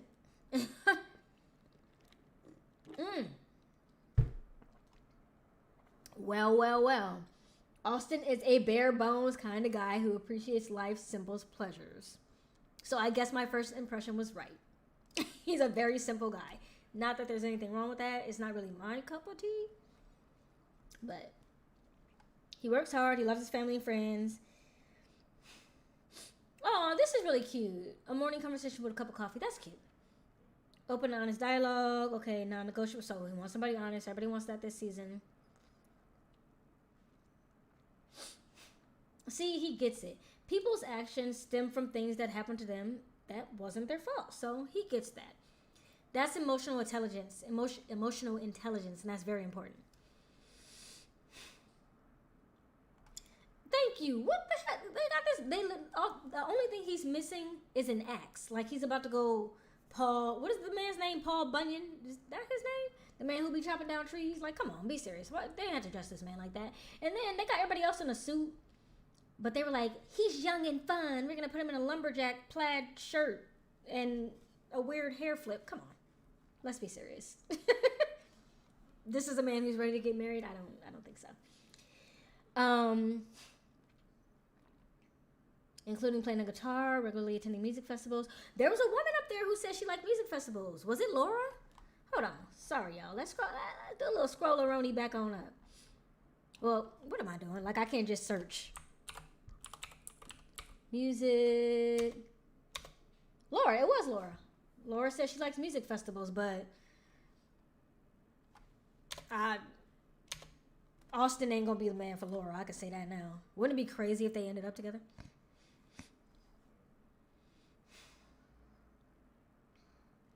Yeah, I guess I'm not really into that type of like free spirit. You know what it is? I didn't date a like free spirited hipster guy. That's not true. I did date a free spirit. I guess there's two different types. I on and off talked to a free spirited hipster guy when I was like 17, 18, 19. And he just never wanted to do anything. Like, he was older than me. He was like 24, 25 or something. And he was still living with his parents, but like not in a good way. It wasn't to save. It was because he had no motivation to do anything. Like, he was that much of like a free spirit that he was like, I don't want to go out and get a job. I don't want to work for the man. I really want to lick this cold phone, but I don't want to be doing that. It's so good. I didn't want to do it on camera, but like, he was like very much that type of hipster guy. But then again, I dated another hipster guy who's very much a go-getter, owned multiple properties, and had a really banger-ass house, and was very artsy, and painted his nails and all that kind of shit. So I guess it depends on what kind of hipster you are. I like the latter type of hipster, not the first type of hipster who doesn't want to do anything or have anything.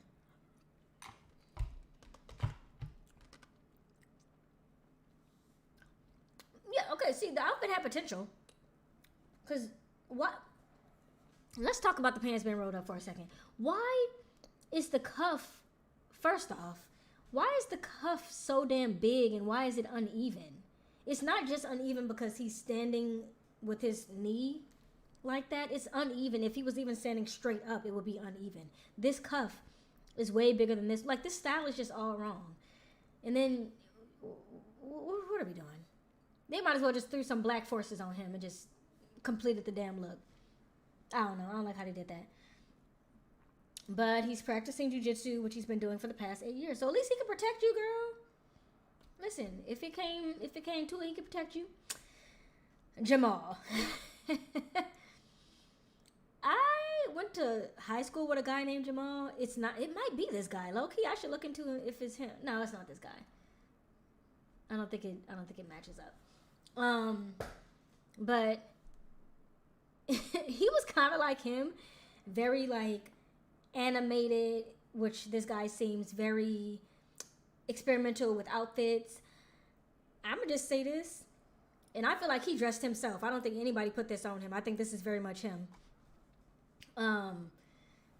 I feel like these women not gonna be able to keep up with him. He gonna be like, yeah, let's go out to dinner. He gonna pull up in this, and they're gonna have on like a basic, like he needs somebody who could keep up with him now. He's giving church pastor. He didn't talk a lot in the trailer, so let's see what they say. Dating and compatibility don't come with a manual. They don't. He would have mastered it, having swiped his way through his 20s. At this big age, I'm ready to find love. Okay, he's tired of dating. Someone who's experienced a lot. Raised in a tight-knit. Everyone's coming from a tight-knit family. That's good. Well, most people this season. Family-oriented soulmate who can blend well with his Jamaican and Liberian. Oh, it's making sense. Jamaican and Liberian community back home, and hopefully she won't mind his habit of bursting into song, as he has a tendency to belt out Chris Brown and Toni Braxton.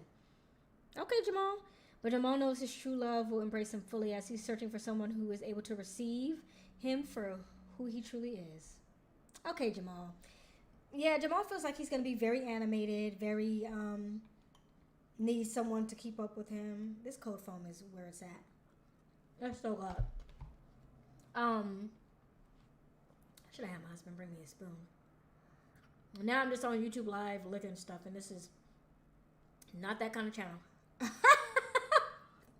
Not that kind of channel. But it is giving very much church pastor. Let the church say amen. He definitely would have his like pastor sermon voice going on. Where they like take really deep breaths and, you know, continue to speak. I feel like he would have that down. And the shoes too. It's like he completed the look with the shoes. Yeah, but that's what I'm saying though. I feel like some of these women are not going to be able to keep up with him. He seems very... I don't personally like his fit, but I know that that's his personality. So I'm like, that fits him. I can tell that that's just his personality. And when you are a person who has a very eccentric style like that, and you're not afraid... I mean, he's wearing like these literal rose-colored glasses. When you're not afraid to experiment like that, you have to be with someone who's also not afraid of that, or else y'all gonna go out and y'all gonna look mix-matched. You know what I mean? Look at Jimmy with the skinny jeans. Are those making a comeback? I didn't know they were. And his little loafers. I said about Jimmy, I feel like him and Laura would hit it off. Laura is the one that we really like. He seems like a sweet guy from what I saw in the trailer. She's a go-getter, and he seems like he would be the type of man that she would be drawn to. So I'm thinking they might end up... African dad. Well, he's Jamaican and Liberian, didn't he say? So, yeah, I guess we're getting there. Hold on. Sarah, I got to put a disclaimer in for you because you look like a white girl. Sarah's dad is African, okay? So she's allowed to say that.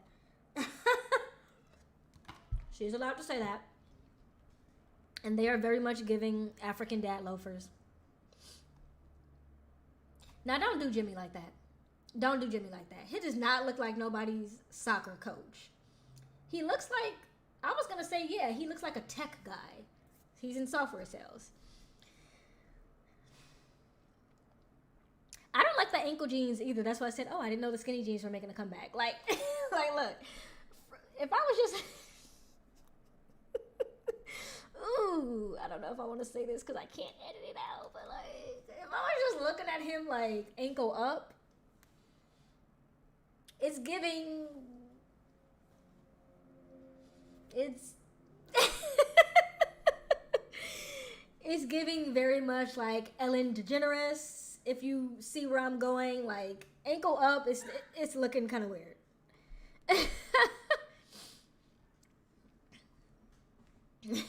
Is he one of the coaches from your middle school? I don't know. But I think he's a good-looking guy. I just don't like these skinny jeans on him. I don't know why the hell they put them in that. He's so ready to get married. He's been for a while now. How old is Laura? Man, I feel like we've been scrolling back up to Laura a lot. Laura's 34. And Jimmy's 28. Okay, so she's a little older, but I do feel like he's ready. His need for someone to check every box has led Jimmy astray. Good, because everybody can't check every box. Wants to really get to know someone, build a connection. A first-generation college student. Okay, so Jimmy has worked for what he has, and I love to see it. I don't know if I should say that. That's not necessarily true. He might still come from money. He's just the first one to go to college. But he's hoping to meet a woman whose ambition, Laura, period, Laura's ambition is going to match yours. Man, if they don't end up together, I'm going to be sad. Now I'm setting expectations. Or at least push him to be the person he wants to be. This can be good or bad. I do agree that you should be with someone who wants you to be a better person, but also it's not that person's job to push you. You should still have that ambition on your own. There's nothing that is a turn off faster for me than someone who lacks ambition. I hate it. Otherwise, Jimmy says he's very open-minded when it comes to dating, and as a self-admitted loud snorer, he's hoping his future partner will be too. I am loving the idea of Jimmy and Laura together. I'm really rooting for that. Okay, Jimmy look a little older than he is, but like Jimmy's a white man. He's probably gonna listen. White men can go one or two ways. They can look fantastico when they're like 50, 60, because some of them age really well. Or he could look 50 and 60 in 2 years. We're gonna see which way Jimmy go, but I think he looks good right now. I mean, 28. Not like he's 19 looking 28, you know? He's 28. I think he looks a little bit older than 28. I'd probably pull him for 34, 35, but whatever. Wait a minute. You like people who snore? I don't know how I feel about snore. Well, I used to be a hard sleeper. I'm not so much anymore, but my husband snores, and sometimes it does be keeping me up. Vince. Did I say anything initially about Vince? I said he was cute and a good dresser, but now that I'm seeing this entire outfit, this jacket don't match these pants just quite. But his shoes are nice. Okay, lawyer. He got money. Maybe. Oh, a woman who was a little bit of a tomboy. We already giving him a name? Team Jara? I'm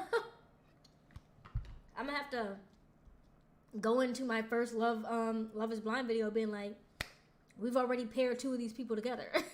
Team Jara. A woman who is a little bit of a tomboy. Interesting.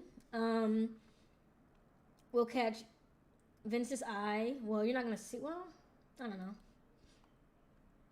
You might not see it, but maybe she'll tell you. Oh, listen, stand in your confidence about being a loud snorer. I used to snore when I was younger. I don't think I do anymore, although my husband is one of those people who falls asleep as soon as his head touches the pillow, so he probably wouldn't know if I snored anyway, because he'd be knocked out before me, so. Vince will connect with a good Christian girl in the pods. Some of y'all, I be wanting to root for y'all. Then y'all say some shit like this, and I'm like, it's not bad that that's what he wants. I get it. I get the connotations that come with that. But also, I get the connotations that come with that. You know what I mean? When you say a good Christian girl, what do you mean?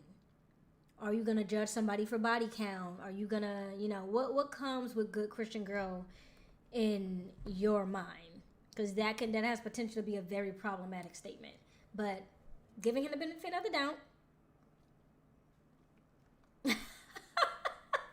I'm giving him the benefit of the doubt that he doesn't mean he wants her to cook, clean, and work that 9 to 5 like we talked about earlier. But maybe he just means she has a strong relationship with God. We gonna say that that's what he means. Especially since he's saying he wants kind of a tomboy. Like when I think of a traditional good Christian girl in America's standards, I think, very kind of hyper feminine, which is not a problem, by the way. I don't have a problem with some of the connotations that come with this, but I have a problem with that phrasing, because men who say good Christian girl tend to be the type of man, we know what type of men they tend to be. So I don't know, Vince, I feel like you shouldn't have said that, but we'll see. Who will automatically fit in with his family? A lot of people have said that too. I don't know. Past commitment issues have plagued Vince's relationship, so he's drawn to an experiment with everybody involved is looking for their person. Okay. As a former captain, that's why he's kind of like that. a former captain in the U.S. Army. He's disciplined. See, that's why he wants to... See what I'm saying about the good Christian girl and him being a very disciplined guy? Vince, don't be problematic now, sir. Don't be the problematic man of the season. Except when it comes to doing laundry, which he has a tendency to pile up. You see what I'm saying about Vince? I feel like I have out my board with the red lines, and I'm just drawing things for Vince. Good Christian girl. He's very disciplined. He hates doing laundry. He wants a woman to do his laundry. You know what I mean? You know what I mean? All these... Ooh, Vince. Vince. I didn't think I was going to have to pull out my... I didn't think I was going to pull out my red flag for your ass, but you might be the first person to get one this season. I have a green one, too. I have them ready. I'm ready to use them all season. But Vince, it's giving red. But we gonna see. I'll hold my thoughts. I haven't held any of my thoughts. I just said everything I thought. But he more than makes up for it in the kitchen. Okay, so he does cook. Okay, so that's good. Okay. I don't know if that's gonna make up for everything else he just said, but we'll see what happens. Clay, very attractive. Love this outfit on him. Think the shoes might be a little white, but I love it. I love the swag. 31, enterprise sales and entrepreneur, so he probably has a business. What did I say about him? Nothing. I just said he's very handsome. Adaptability is the top of Clay's list when it comes to qualities. That's fair. Relationships are a roller coaster. Need somebody who's going to stay up. This also... I know I'm picking apart these statements, but that's what I'm here for. This also has potential to be a negative. And maybe I'm just triggered because I'm a black woman, and historically when a black man in particular says that they want someone who's going to stay with him through the test of time, that means you want this idea that you have in your head of a ride or die, and how much riding do I have to do before I die for you? You know what I mean? I don't like the idea of a ride or die, because that means you're going to put me through everything you possibly can and then still expect me to be there at the end of the day, which is crazy. So I don't like hearing stuff like that. I do believe that you should be willing to put in the work. I just don't like the way that he said it, but yeah. Cleanliness ranks high, as it should. No patience for bad hygiene. I feel like these are just basics, no? If you're smelling bad, I'm going to tell you. Damn. As you should. Like, sometimes, I'd be like, ooh, it's definitely time for a shower. Like, let's get... The deodorant has stopped deodorizing. So you definitely need a partner who can tell you that. Because if somebody going to let you walk outside looking or smelling crazy, then that's not the person for you. He's working on his overly blunt delivery, which has been a point. Yeah, you have to have some type of compassion behind your statements. Clay won't compromise on being himself. You should not. He's searching for a soulmate who isn't looking to change him or his self-admitted huge ego. He got a big ego, although Beyonce wasn't singing about an ego. But, okay. A little ego isn't a bad thing, but you really do have to be able to back that shit up, so... You can't come in with a big ego and not back it up. So you better be a successful enterprise sales person.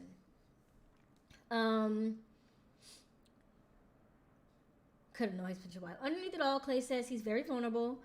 Guy who's finally ready to put in the effort in the love department. I got myself a house. Okay. I got myself a good job. Okay. This is the moment where I'm ready. Period. See, Clay is the type of guy. He's well aware of himself. Why does Vince give you... Oh, well. I think Vince gives us the ick because of all the things we just said. Yeah. I very quickly forgot who he was because I think I'm blocking him out. But he gives me the ick too. And I don't use that too often. That's how I feel. I'm like, he seems very well-rounded. He's well aware of the fact that he could be a little cocky sometimes. But he's also saying he's working on it. He's trying to work on his delivery. He has his house. He has a good job. He's ready to take that step. Look. Just for Shits and giggles. Let's take a look at Vincent. Not Vince. Not you, Vince. Well, now I'm kind of curious about Vince, but I want to see Clay's Instagram. See why he says he has a huge ego. It's given ego for sure. Okay, but he likes to do stuff. He's very outdoorsy from... Okay. Okay. I see you, Clay. This must be his house. Oh, it's not only just a house, y'all. It's an investment property. He's trying to get Airbnb. Okay. So he is in his bag too. He does look a little fuckboyish, but we'll see what we can see. We'll see what we can see. Yeah, we'll see. Clay has no pit. Oh yeah, we already read all that. Okay, yeah, we'll see about Clay. I don't know, but I'm not completely writing him off. We have Nolan. He's cute. Nolan looks like the type of white guy that I would have matched with on like, Bumble or something, who was just like, I'm Nolan, like like super chipper and happy. Oh. Why you start off so negative? Why you cat ladies need not apply? Oh, okay. See, this is why you gotta read everything. I was about to really go in on him. Like, I don't really like cats either, but like, damn. One bit him on the head. Damn. What you gotta do to a cat for it to attack your head like that? That's crazy. Okay, so he's not gonna do cats. Otherwise, he's ready and willing to open to all. Yeah, whoever the stylist was really into the ankle pants. Clay is about the bag, but he's still, his red flag is warming up. It's a nice little light pink, if you will, right now, but it is warming up. Loyalty, faith, again, friendship. Someone who doesn't mind if he disappears to the golf course for hours. Now, Nolan, you want to be married, but you want to be going off to play golf for hours at a time? I don't know about that. I want someone that loves love as much as I love love. He says Nolan's past relationship, his overly high standards have been a deter. What kind of high standards are we talking? But he just won't put up with anyone who's not serious about their future. You know what? Listen, Nolan is on his shit, okay? Very serious. He doesn't look like he's super serious, but clearly he's on it. Clearly he's on it. And I like loafers like this too.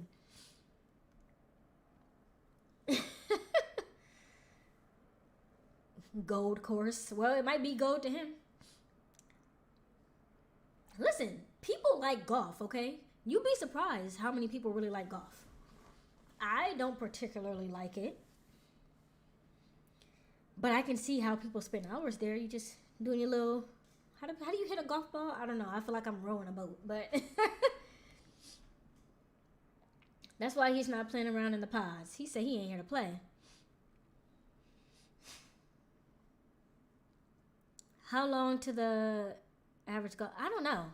I don't know how long on average golf takes to play.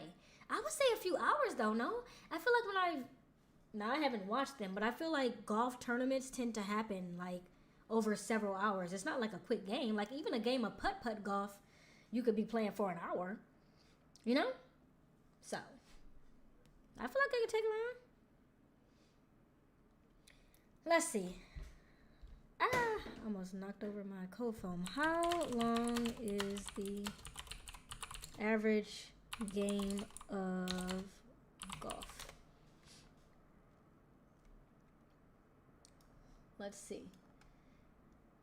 18 holes, is that average? 4 hours and 30 minutes. Hello? So 18, I guess that would be a full round, or maybe 2. And then, yeah, I think 18 holes is standard golf. Reddit is even saying 2.5 to 4 hours, so I guess that's 4 hours is a long time, but that's average. That seems to be standard across the board. 2.5 to 4 hours of golf. hours at a time, hey, maybe he's not wrong. I feel like you can make that work, but you're going to need to plan that. Like, hey, babe, every first Saturday of the month is my golf day. Okay, thanks for telling me. I'll do something else on that day. You can't just be like creeping out in the morning like, ooh, I went to go play golf. Like, you can't. That's not how relationships work. That's why he's not, okay, yeah, he's not playing around. Okay, so y'all think he got a bunch of golf pictures on his Instagram? Not one, I was about to say, not one picture of golf. Decent municipal course over on the West Coast. So he like travels and plays golf where he goes. That's interesting. He official too. Look, he got the little golf hat. More golf, more golf, more golf, more. That looks like a little golf photo. Golf. Golf. Okay? Yeah. He really, really, really likes golf. So, my high school had a golfing team. And when I found out that people were actually on the team, and also they were like number 1 in the city too. They were like really good at golf. I was like, y'all just playing golf on weekends, like for trophies and stuff? So, yeah, golf is a real thing. People like it. Trevor. I said Trevor, my initial thoughts. He looks like he would kick your ass. But also, I feel like he's probably a teddy bear on the inside. I just looked at Trevor's full outfit. What are we doing? Why they got this man in slacks from like 1985? Like, Sarah, you talking about the skinny jeans at the ankles? They got this man in overflow slacks. He looked like he about to go for an interview at like the first corporation to ever exist. What are these What are we doing? Who the hell dressed these people? I need to talk to the manager. What the hell is this? What are these? I literally cannot get over. They got this man in Target khaki slacks and a Best Buy blue shirt. Okay.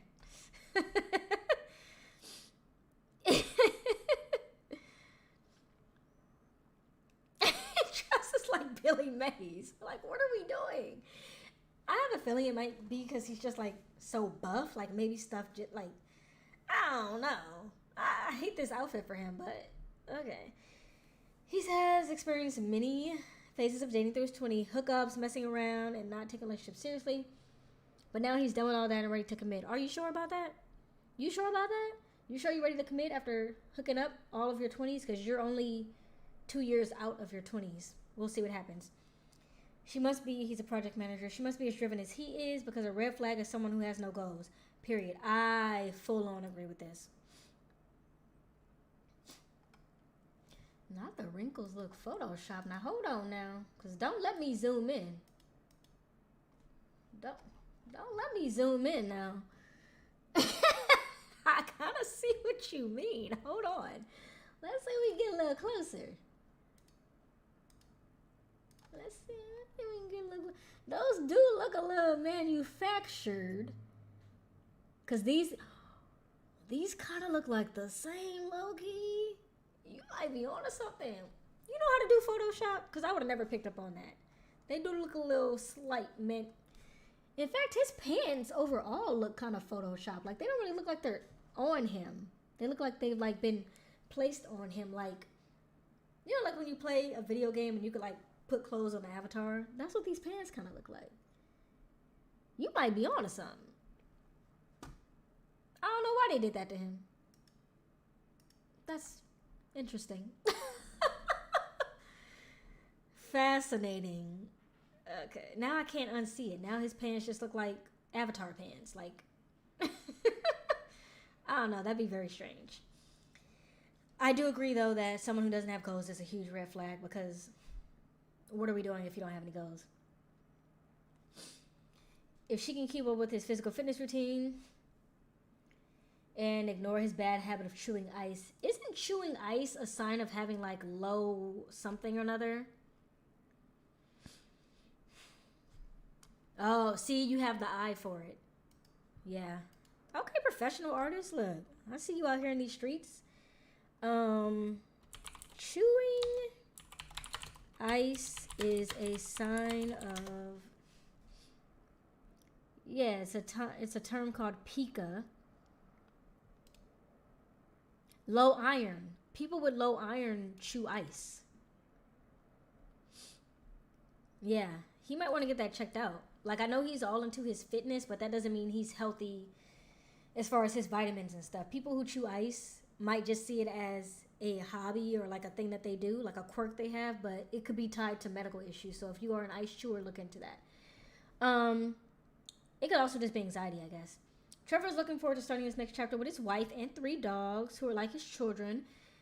He has a major soft spot for kids. See, that's what I'm saying. He's given teddy bear. As he worked as a caretaker for children with disabilities. He worked as a caretaker for children with disabilities. I like Trevor, even though his pants don't really belong on him. I love that. That's a soft spot for me. Like, if you have a heart for special needs children, top of my list. What? Green flag. Green flag, Trevor. Green flag. Oh my God, I'm about to fall even more in love with him. I don't like how, I'm not like physically attracted to him, but I love his heart. I love attracting worked at camps on the rare because of Down syndrome and on the autism spectrum. Man, that really hits home for me. My little sister has Down syndrome, so whenever someone is like, I work with children with special needs or Down syndrome, I'm like, how much greener can your flag get? That makes you a good person, because people with Down syndrome are literally the sweetest people ever. And if you don't like somebody with Down syndrome, that is a bad sign. Like, I'm gonna view you as a terrible person, because they are literally like the sweetest people ever. My little sister is my entire world, and I will fight you over that. See, look, I like Trevor. It's very much giving humanitarian. Drake, we are all thinking it. I could not get past the fact that his name is Drake. When I hear Drake, I'm thinking Canadian rapper, and when I look at this Drake, it's giving like Harvard grad. So my brain is not computing on that, but it is what it is. Video producer, okay. He's keeping his eyes and heart open in the pods. Every day has the potential to be the best day ever. It's giving Truman Show. He's like Pleasantville. As a video producer, it's paramount that Drake ends up with someone who appreciates and accepts creativity. I agree. Looking for someone who's not just going through the motions, but wants to build something very special together. At this point in his life, Drake says he's put in the time and energy to work on himself, to love himself, respectful of his time, because, ooh, that's a red flag for me too. Someone who can't respect time, I hate that. If I took the time to, and I don't care what it is, if I took the time to make a bowl of popcorn because you said you were coming over to watch movies and you don't come over anymore, red flag.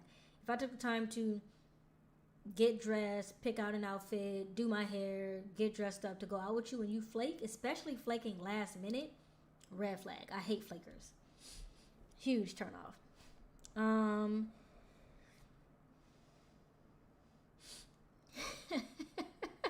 He is very much guy at the cafe who you run into from time to time, and he's like, how the hell are you today? And he every once in a while like pays it forward by like buying the person behind him coffee.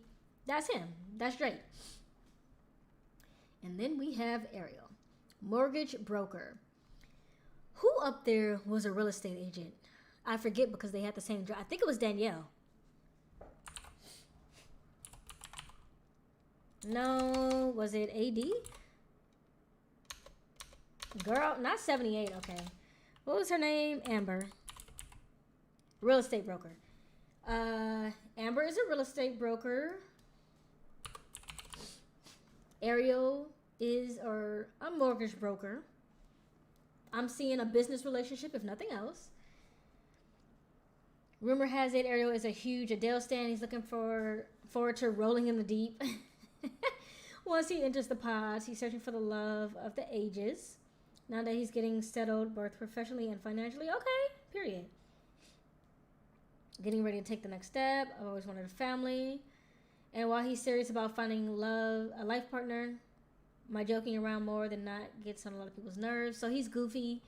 He's hoping to meet a hardworking, dedicated, and overall just easygoing, funny woman who, much like his favorite singer, doesn't currently smoke cigarettes.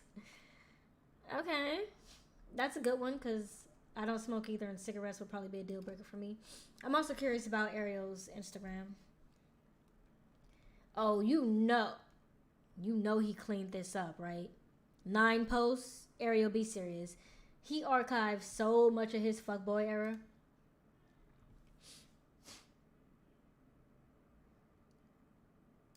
Yeah, he archived a lot of his stuff. He said, let me go ahead and clean up this Instagram. Is this his son? I don't know. He doesn't say. Maybe just family? Maybe just family. We'll see. Oh, you wonder if he's too silly. Well, that's a possibility. I don't get that vibe, though. He's a mortgage broker. He's in his bag. Maybe he just jokes too much when it comes to serious topics in relationships. Like, someone's mad and he's, like, making a joke about it. I can see that. Oh, we know he cleaned up that Instagram.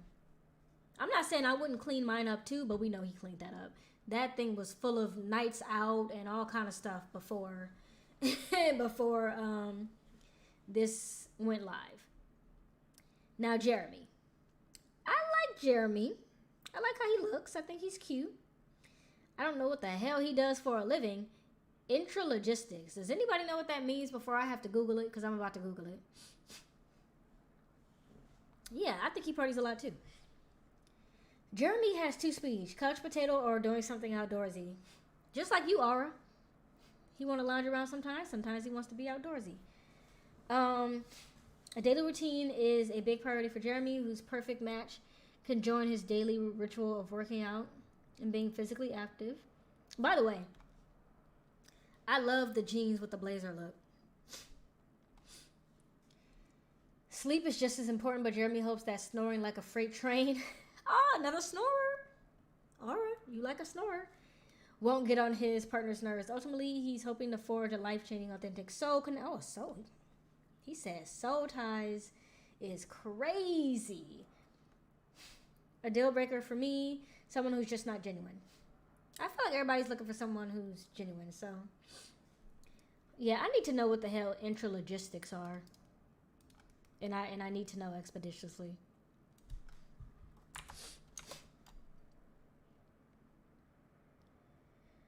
Intralogistics, the branch of logistics that deals with the organization of the flow of information and materials given to a company. Okay, so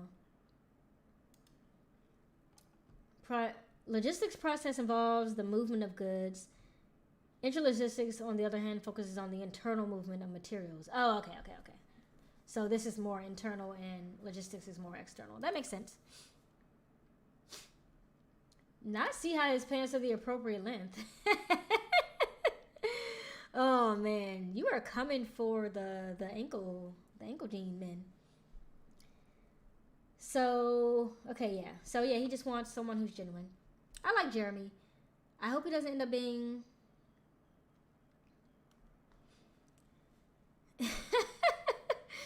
oh man. So yeah, I hope he doesn't end up being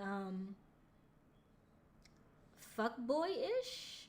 I don't know. I like him. I like the way he looks. So okay, Deion, you looking real fresh with the white, with the blue, with the brown. Did I say anything about Deion initially? I don't think I did. I don't remember saying anything about him. Oh yeah, I did. I said I feel like he's a goofball, but not in a bad way. Yeah, he was giving goofball. Deion says his love story soundtrack would be early 2000s R&B. I would have went 90s, but okay. He's a DJ in his off hours, so he loves music. He loved to do that with the woman of his dreams, something about a physical connection, like having a best friend. That's cute. Communication skills, but he warned that he has zero tolerance for people who talk down or gossip about others. You would hate me, Deion. Although I don't really consider myself to be a gossip channel. I really am a commentary channel. That's why I try not to talk about people's physical appearances, like as far as how they look, other than saying I find them attractive or not. But I'm not going to ever be like, oh my God, I hate this about this person, because like, who am I to say that? But I will talk about y'all clothes, because some of these outfits ain't outfitting. Yeah, he better not disappoint us. That's what I'm saying. He's seeking... What? What's up?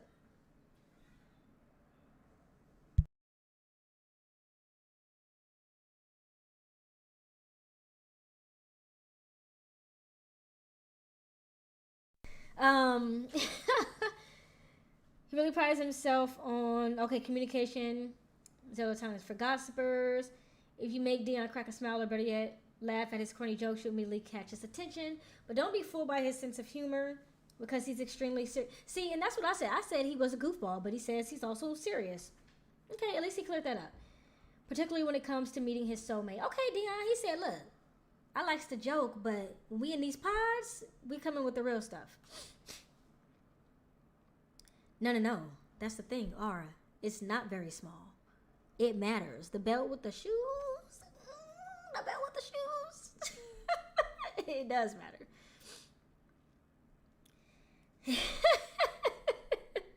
That's what I'm saying. He probably wouldn't like me either, because I'm definitely, especially on, yeah, I'm definitely talking.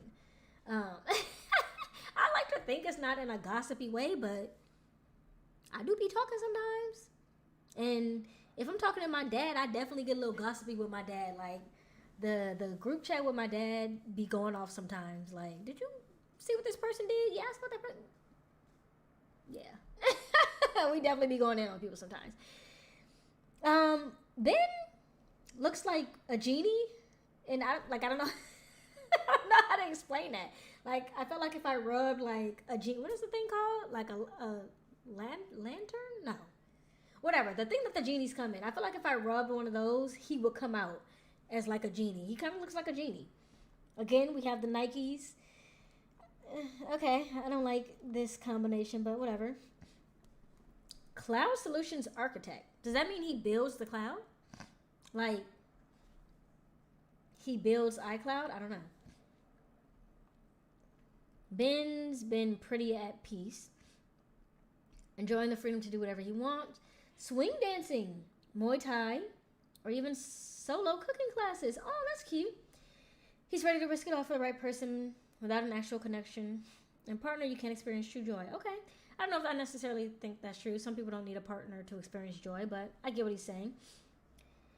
He's hoping to come across a once-in-a-lifetime kind of chemistry. Again, with this, push him to let his guard down. Yes, you should want to, but you shouldn't be required or depending on someone else to knock your walls down.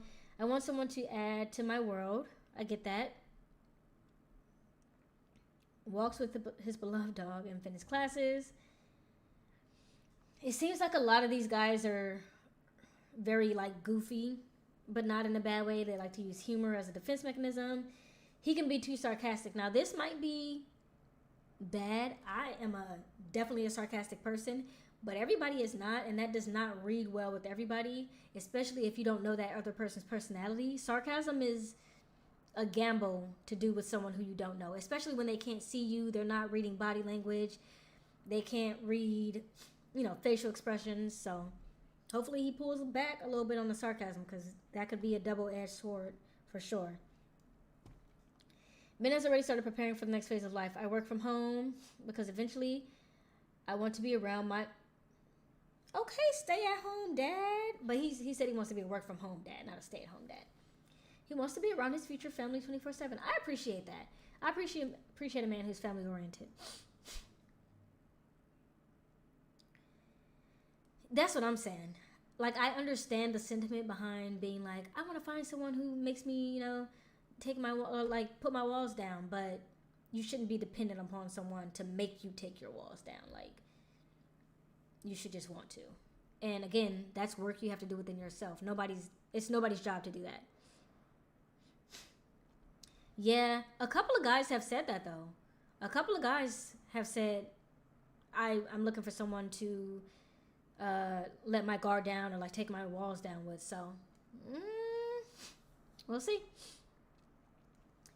Johnny looks like an average guy. Account executive. Again, he's sick of the dating apps, the grocery stores, and blind dates. He's had trouble forming a bond, a really surface level connection, so he's coming to Love is Blind. You in the right place, Johnny. Ooh, he likes to ski or snowboard or something. Not my fave, but I appreciate it. Oh, so he does. He's an avid snowboarder who hits the mountains almost every weekend. Oh no, babe. I'm not going to the snow with you every weekend. You got a cabin? Maybe he do. Maybe he has a cabin. And the skies, as it's his... Ooh, me and Johnny would not... We are the furthest from being connected. Do y'all know that, and this sounds outrageous, but I legitimately have a fear of being friends with somebody or dating someone who is too outdoorsy. Someone who wants to snowboard every weekend and someone who wants to learn how to fly a plane just terrify me because I'm not that person. And I would hate to be friends or date someone who's like, hey, what are you doing? Nothing? Oh, let's hit the slopes. Or like, let's go do this spontaneous outdoor. Let's go hike up Mount Everest. Like, I don't want to do that. I can't be with people or be around people who want to do that kind of stuff. Like, I'll go hike the Culver City stairs with you. I'll go hike a little simple hike in LA, but I'm not going to learn how to fly a plane with you. And I'm not going to get in a plane when you just got your license. It's not happening.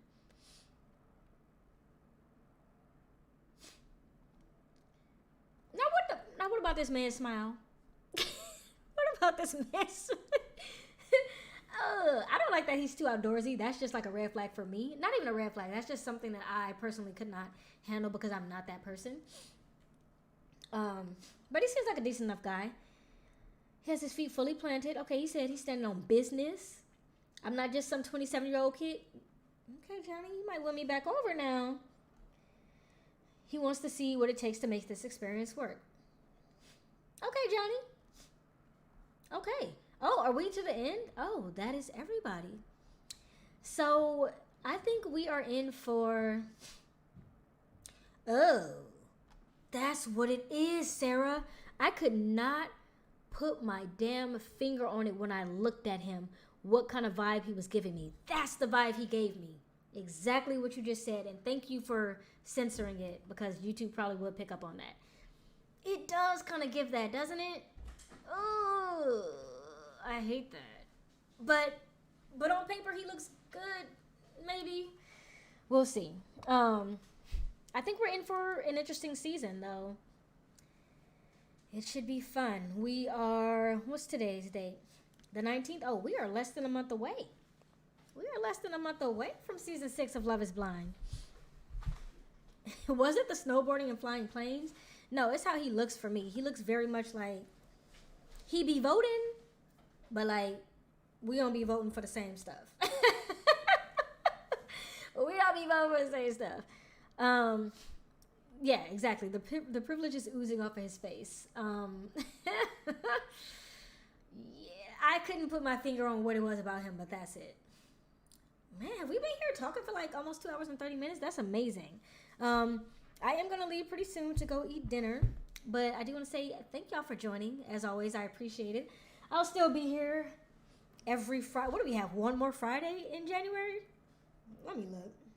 Don't have me saying stuff that don't make sense now. I think it's one more Friday, and then yeah, so I'll be back live again next Friday. Oh,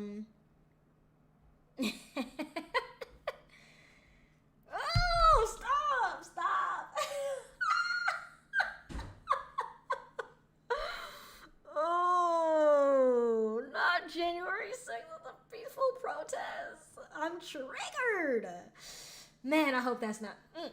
You know what? Hold on. Before I go, now we got to go look at it. He probably cleaned his Instagram up too. Let's just take a gander. Let's just take a gander.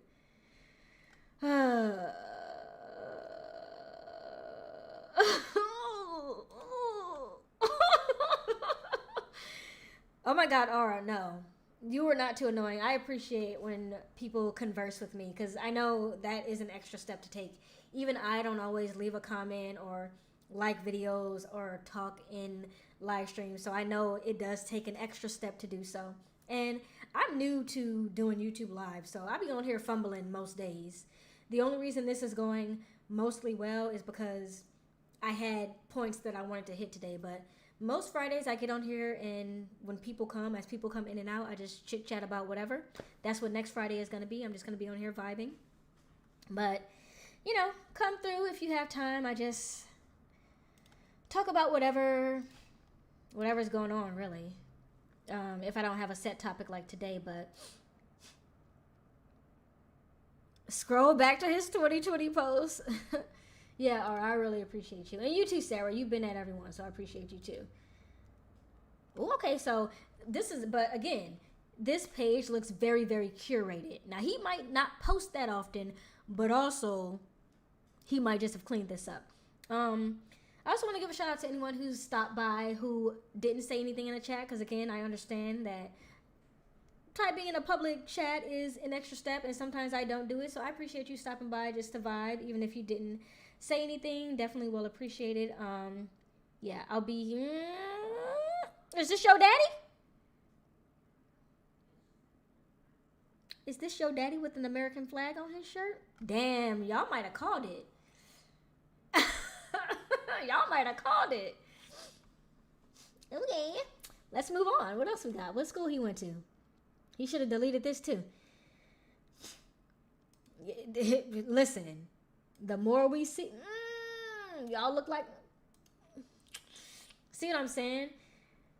In the year of our Lord 2024, when I go to your Instagram page and I see, I was about to say I see a constant stream, you vote. Okay, yeah, every time I try to finish a sentence, I just see more and more things that make me feel like y'all might have been right. But I was going to say I see a constant stream of white people. But here's this black guy, but he looks like the token. I'm not even going to hold y'all. It's giving very much token black guy. Yeah, and I feel like that's so true, Sarah, because we all know what the hell, ever since 2020, we know what the hell, really I'll say since 2018, since you know who, 45, was running the first time. That American flag has very different connotations now. I equate American flag, to me it's synonymous with you know who. So when I see somebody with an American flag, now granted, I think that picture was from 2014, 2015. So, but again, his page is not really screaming that he's not like that. You know? I don't know. But we're not going to say, listen, these are all opinions, because I don't need, listen, it'd be just my luck that somebody will clip this piece of the video and be like, she said he was, I didn't say nothing. We had a conversation in the chat on what it looked like, what it appeared to be, and that's the conversation that we're having, and listen, it is what it is. Oh, they'd be so mad. What if I just start like, we just started like, actually, I did during 2020 see a lot of people who had up the American flag and like a Black Lives Matter or like an African flag up with it. Period. Opinions and vibes. I hate that his Instagram looks like that. I was really trying to give my boy the benefit of the doubt, but it's this one that's doing it for me. Because why you got this token black man on your page like this when this is your standard, you know? I don't know. We gonna see what happens. Okay. Well, what your story got going on? Oh, he's only talking about Love is Blind now. Yeah, he cleaned up his page too. I don't know. I wish I could say that I felt like y'all were wrong about that, but it's giving very much we know how he votes. But we'll see how that all plays out. I'm very excited, but also a little nervous for Love is Blind to start because, like I said, it's always, it's always a lot. I do like to get my videos out in a timely manner, and that means that as soon as Love is Blind drops those first 6 episodes on Valentine's Day, I'm going to be up at 12 a.m. the moment that it drops, watching it, and then taking my notes, and then scripting the video, and then coming to record the video, and then editing the video to get it up. So when shows like this that are really popular and I love watching and I do commentary on, when they come out, it's a lot of work for me, like for the weeks that I'm covering it. That's why I am taking a break in December, and that is, or not December, that's the reason I'm taking a break in January and only doing lives right now, because come February, March, I'm going to be busy every single week until this show is over.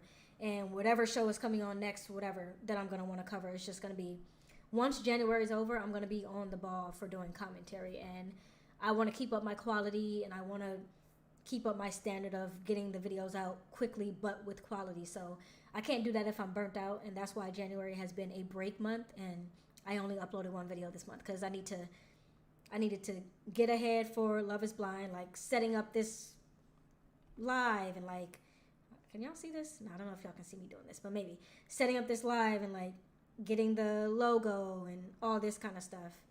All of that stuff takes time. Finding keywords, getting pictures and all that kind of stuff of the people, and watching the content and taking notes. So I just wanted to get a head start on that, and that's why January is very quiet on my channel, but we back in full force in a couple of weeks. But until then, I'll be seeing y'all here on Fridays to do random chit chats, and that's about it until February. I agree, Sarah. This should be a good season. Everyone does seem pretty serious about a relationship. It doesn't seem like any people are just here for shits and giggles. Ooh. Irina and Micah. What's funny about me is I cover these shows and I really get into like knowing who the people are, but the way that my memory is set up, and I don't know, my what is it, psychologist says that my ADHD is the reason that my memory is trash. But like, I just forget things. Like once I'm in the moment, I can remember them sometimes, but sometimes I'll get names mixed up. I'm better with faces than names, so half the time I forget these people. But I remember Irina and Micah because they were the mean girls of the season, so I definitely remember that. Oh my God, there was Lent. So yeah, hopefully we don't get that. I think like Sarah said, this seems like it's going to be a pretty serious season because everyone has said that they're here for family. They want people strong in their faith. They want people, family oriented. They want people who are in their bags, which it seems like everybody here is in their bags. I think it's going to be a good season. They're going to need one to redeem themselves after the shit show of season 5. And I'm excited. I'm excited for it to start. And I think that's all I have for y'all tonight. This has been fun. Thanks for letting me drink my chai latte on live and eat my single french fry. It's 7:30 here. I'm going to give a little stretcheroni. Sarah, always appreciate you stopping by and chit-chatting. Aura, thank you for stopping by on your first live and also chit-chatting and being so funny. And wear what you want. I'm going to leave you with that. Wear what the hell you want and date when you're ready and don't settle. That's the overarching theme of this live tonight. So, yeah, that's about it. Don't